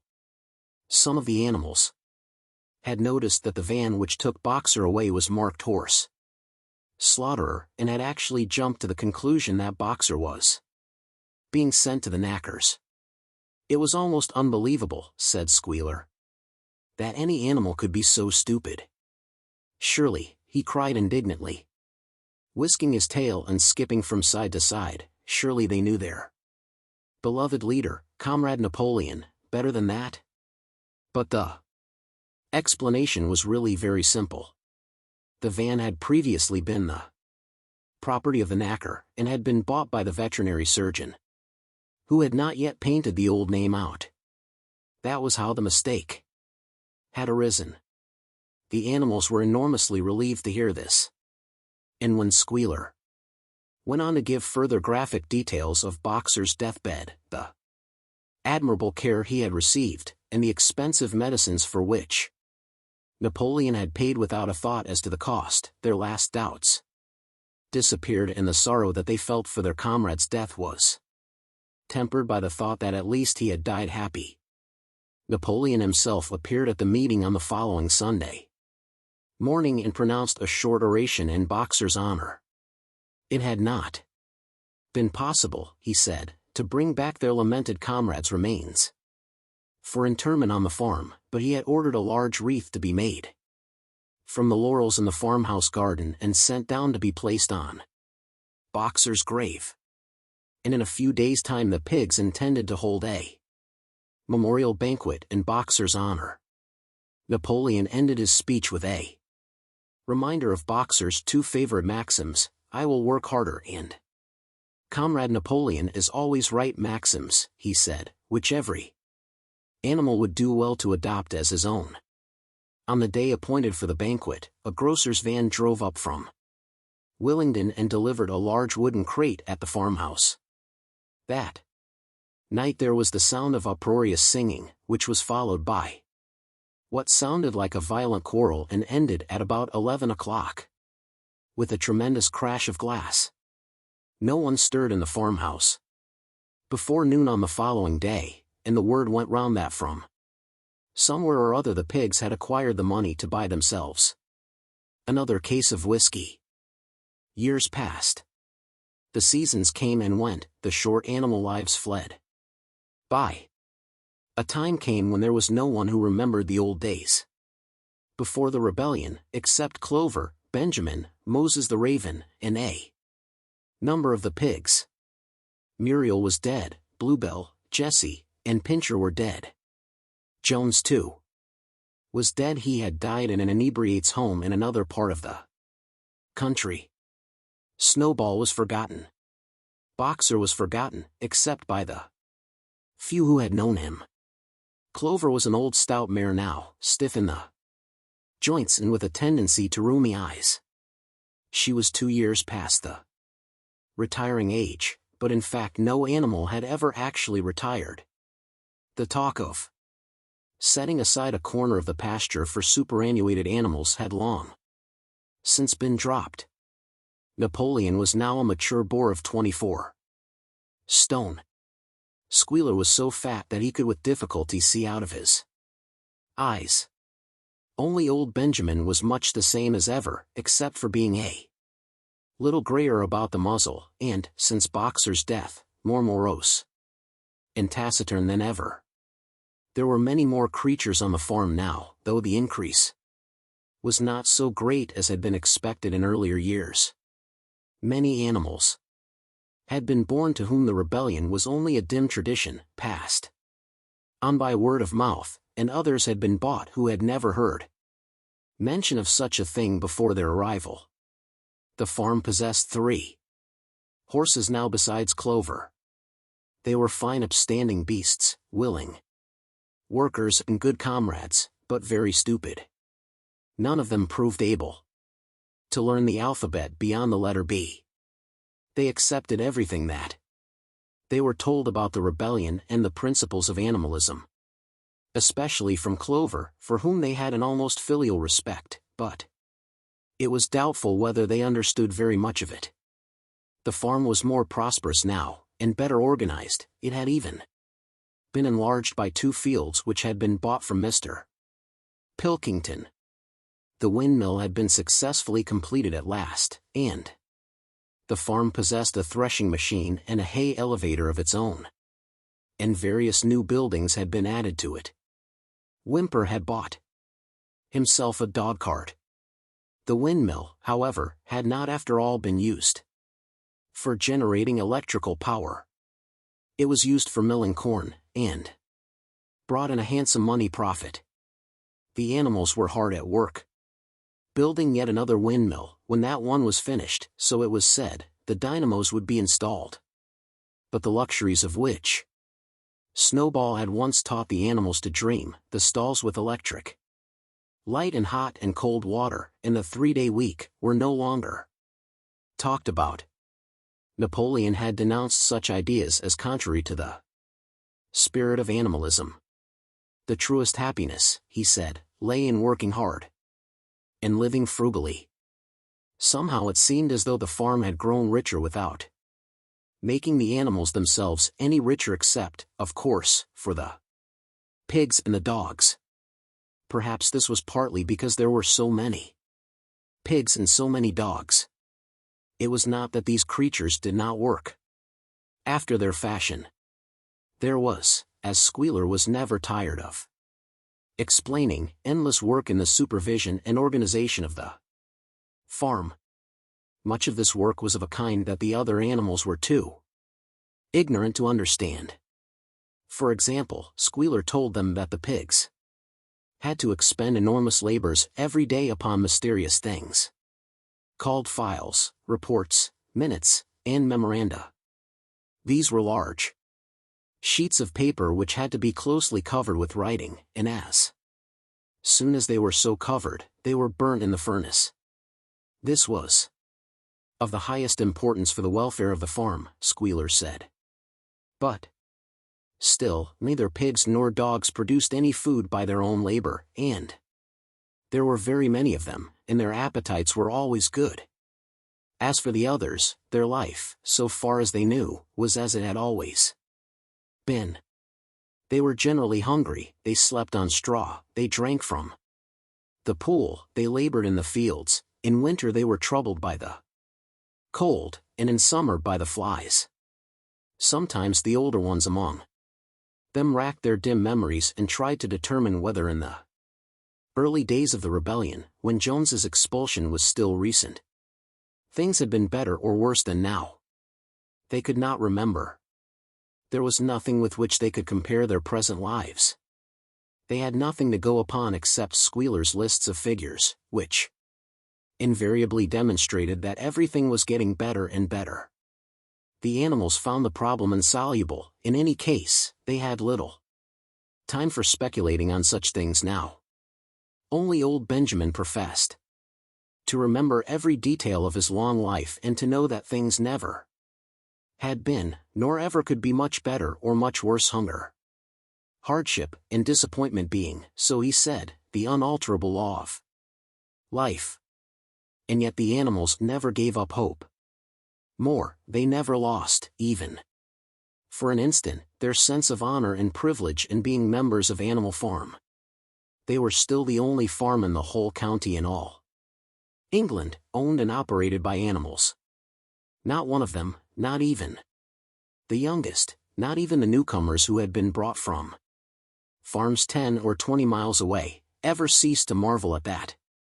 And when they heard the gun booming and saw the green flag fluttering at the masthead, their hearts swelled with imperishable pride, and the talk turned always towards the old heroic days, the expulsion of Jones, the writing of the 7 Commandments, the great battles in which the human invaders had been defeated. None of the old dreams had been abandoned. The Republic of the Animals which Major had foretold, when the green fields of England should be untrodden by human feet, was still believed in. Some day it was coming, it might not be soon, it might not be within the lifetime of any animal now living, but still it was coming. Even the tune of Beasts of England was perhaps hummed secretly here and there. At any rate, it was a fact that every animal on the farm knew it, though no one would have dared to sing it aloud. It might be that their lives were hard and that not all of their hopes had been fulfilled, but they were conscious that they were not as other animals. If they went hungry, it was not from feeding tyrannical human beings. If they worked hard, at least they worked for themselves. No creature among them went upon 2 legs. No creature called any other creature master. All animals were equal. One day in early summer Squealer ordered the sheep to follow him, and led them out to a piece of waste ground at the other end of the farm, which had become overgrown with birch saplings. The sheep spent the whole day there browsing at the leaves under Squealer's supervision. In The evening he returned to the farmhouse himself, but, as it was warm weather, told the sheep to stay where they were. It ended by their remaining there for a whole week, during which time the other animals saw nothing of them. Squealer was with them for the greater part of every day. He said, teaching them to sing a new song, for which privacy was needed. It was just after the sheep had returned, on a pleasant evening when the animals had finished work and were making their way back to the farm buildings, that the terrified neighing of a horse sounded from the yard. Startled, the animals stopped in their tracks. It was Clover's voice. She neighed again, and all the animals broke into a gallop and rushed into the yard. Then they saw what Clover had seen. It was a pig walking on his hind legs. Yes, it was Squealer. A little awkwardly, as though not quite used to supporting his considerable bulk in that position, but with perfect balance, he was strolling across the yard. And a moment later, out from the door of the farmhouse came a long file of pigs, all walking on their hind legs. Some did it better than others, one or two were even a trifle unsteady and looked as though they would have liked the support of a stick, but every one of them made his way right round the yard successfully. And finally there was a tremendous baying of dogs and a shrill crowing from the black cockerel, and out came Napoleon himself, majestically upright, casting haughty glances from side to side, and with his dogs gambolling round him. He carried a whip in his trotter. There was a deadly silence.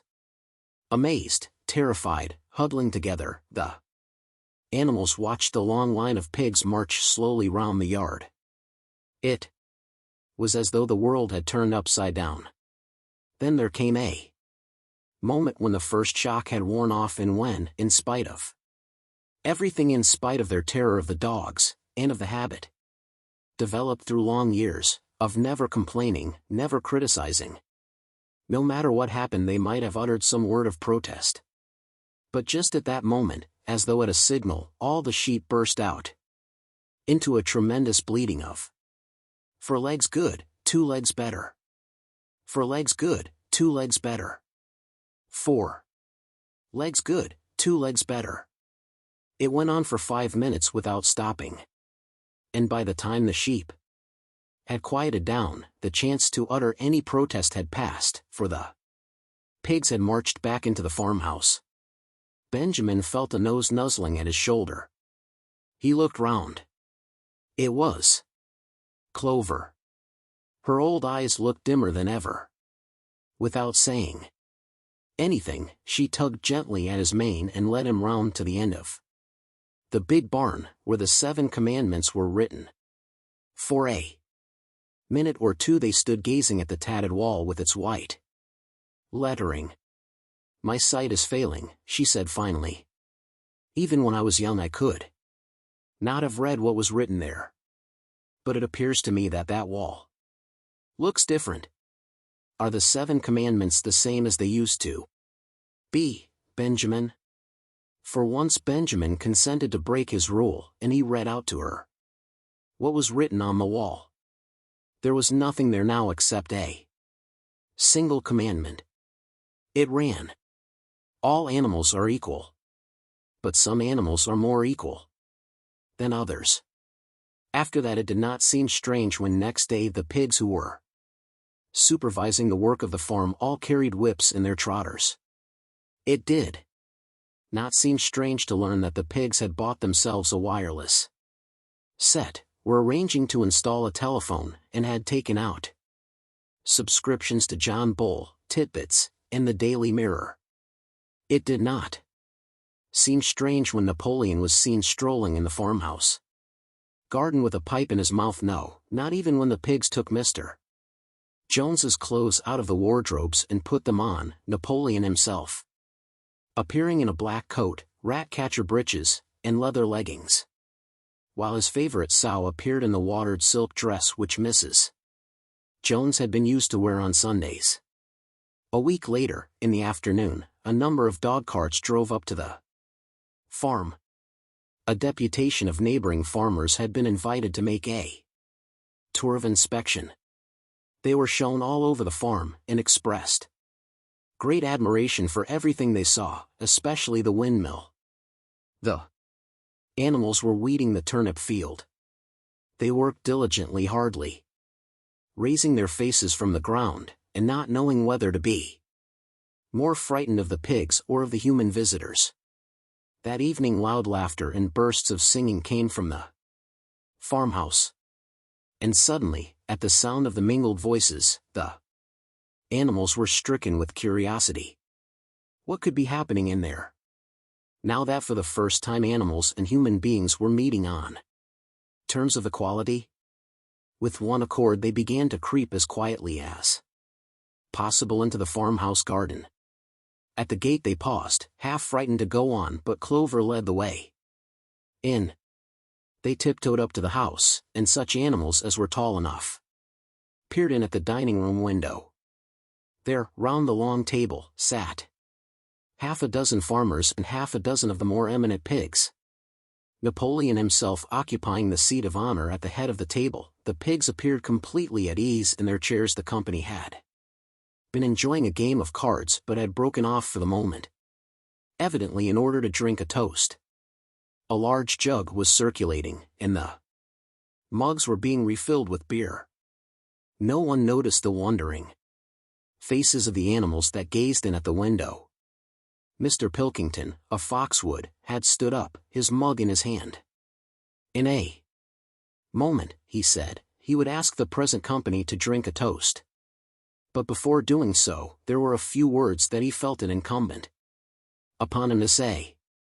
It was a source of great satisfaction to him, he said, and he was sure, too, all others present to feel that a long period of mistrust and misunderstanding had now come to an end. There had been a time not that he, or any of the present company, had shared such sentiments, but there had been a time when the respected proprietors of Animal Farm had been regarded, he would not say with hostility, but perhaps with a certain measure of misgiving, by their human neighbors. Unfortunate incidents had occurred, mistaken ideas had been current. It had been felt that the existence of a farm owned and operated by pigs was somehow abnormal and was liable to have an unsettling effect in the neighborhood. Too many farmers had assumed, without due inquiry, that on such a farm a spirit of license and indiscipline would prevail. They had been nervous about the effects upon their own animals, or even upon their human employees. But all such doubts were now dispelled.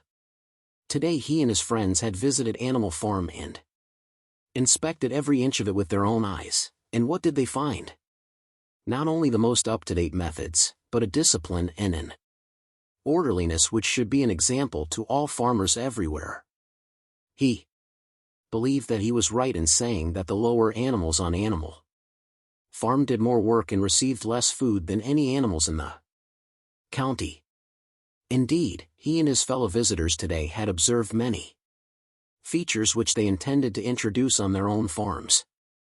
Immediately he would end his remarks, he said, by emphasizing once again the friendly feelings that subsisted, and ought to subsist, between Animal Farm and its neighbors. Between pigs and human beings there was not, and there need not be, any clash of interests whatever. Their struggles and their difficulties were one. Was not the labor problem the same everywhere? Here it became apparent that Mr. Pilkington was about to spring some carefully prepared witticism on the company, but for a moment he was too overcome by amusement to be able to utter it.